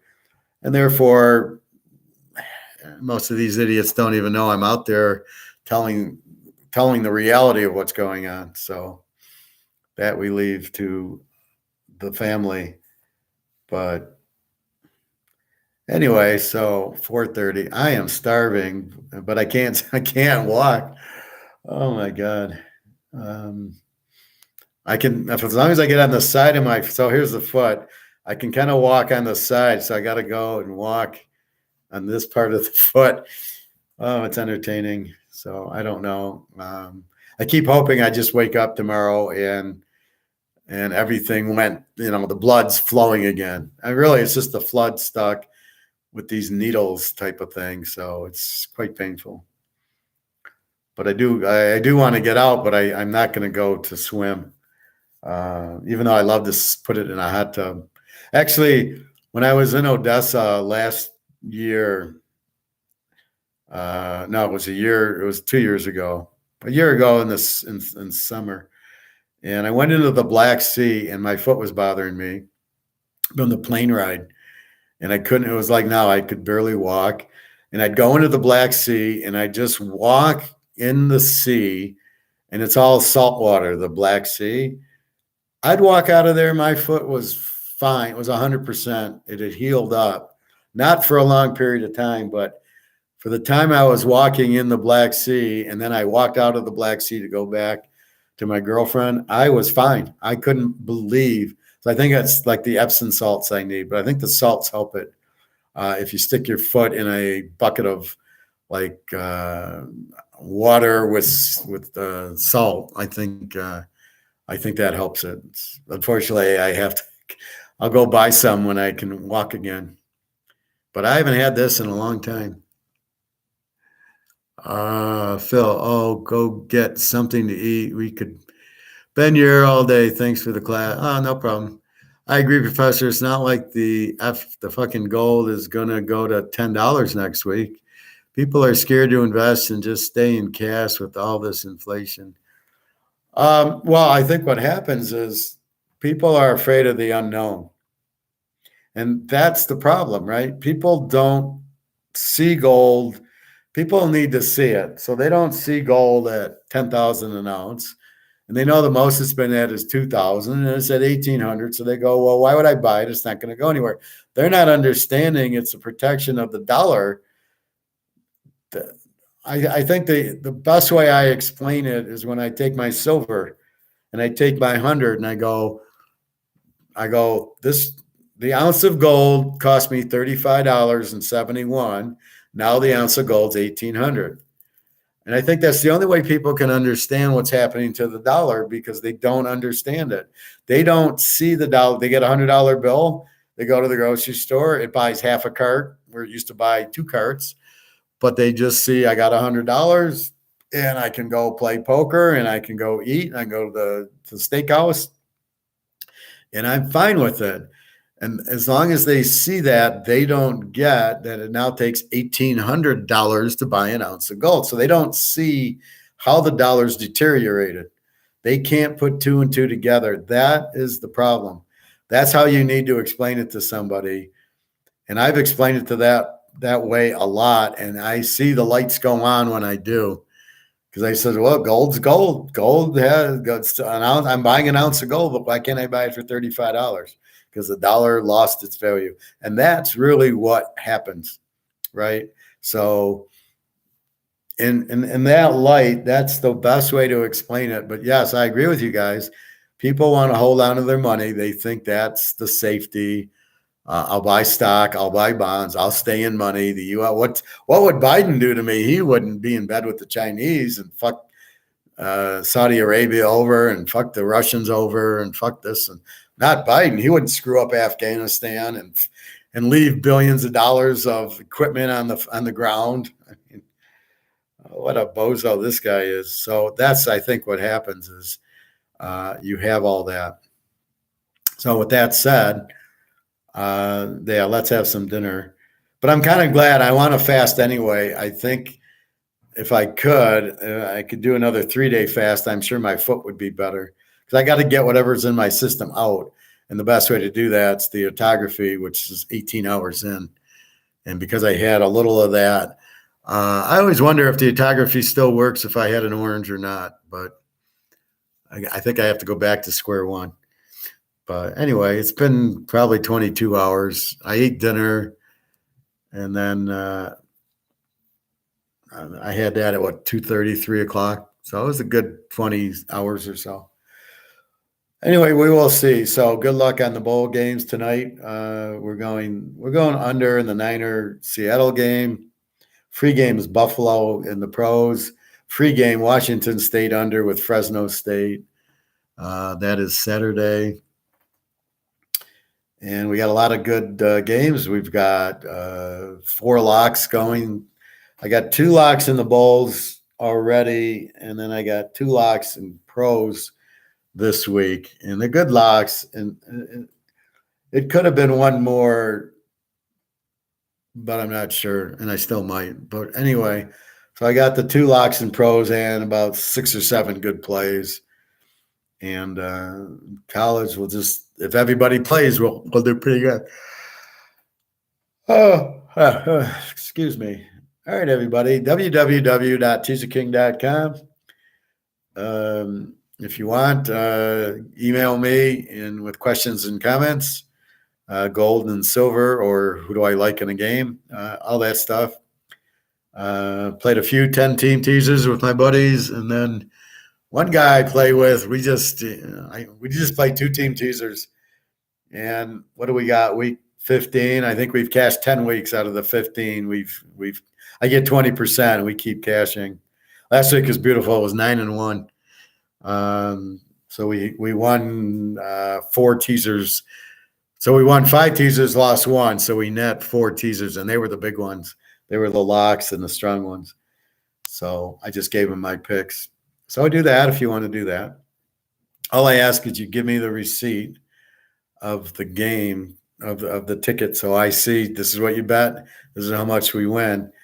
Sometimes people don't do that, and then I can't be with them because if you just want my picks, you don't want to pay for them, you don't want to help me. If I win, you don't want to reward me. I don't need that. So anyway, that's what's going on. Have a great weekend. I will see you tomorrow. This will be interesting with my foot, but I'm hoping. I don't really have anything to take with it. I've been taking this, which is the antibiotic, but I don't know if that's good for my foot, unfortunately. So I really got to get to the store to get the healing, but I'll probably do that tomorrow. And I want to go to the coin store. I want to get more gold and silver before I can. All right, everybody. What about the 2 bowl games tomorrow? I went through bowls, Prophet. I like UTSA over. I like UAB under, but I'm not playing it. But I like UTSA over. They're a pretty strong team. All right, everybody. Have a great day, and www.teaserking.com, and you can get my email there and talk to me that way. All right, ciao.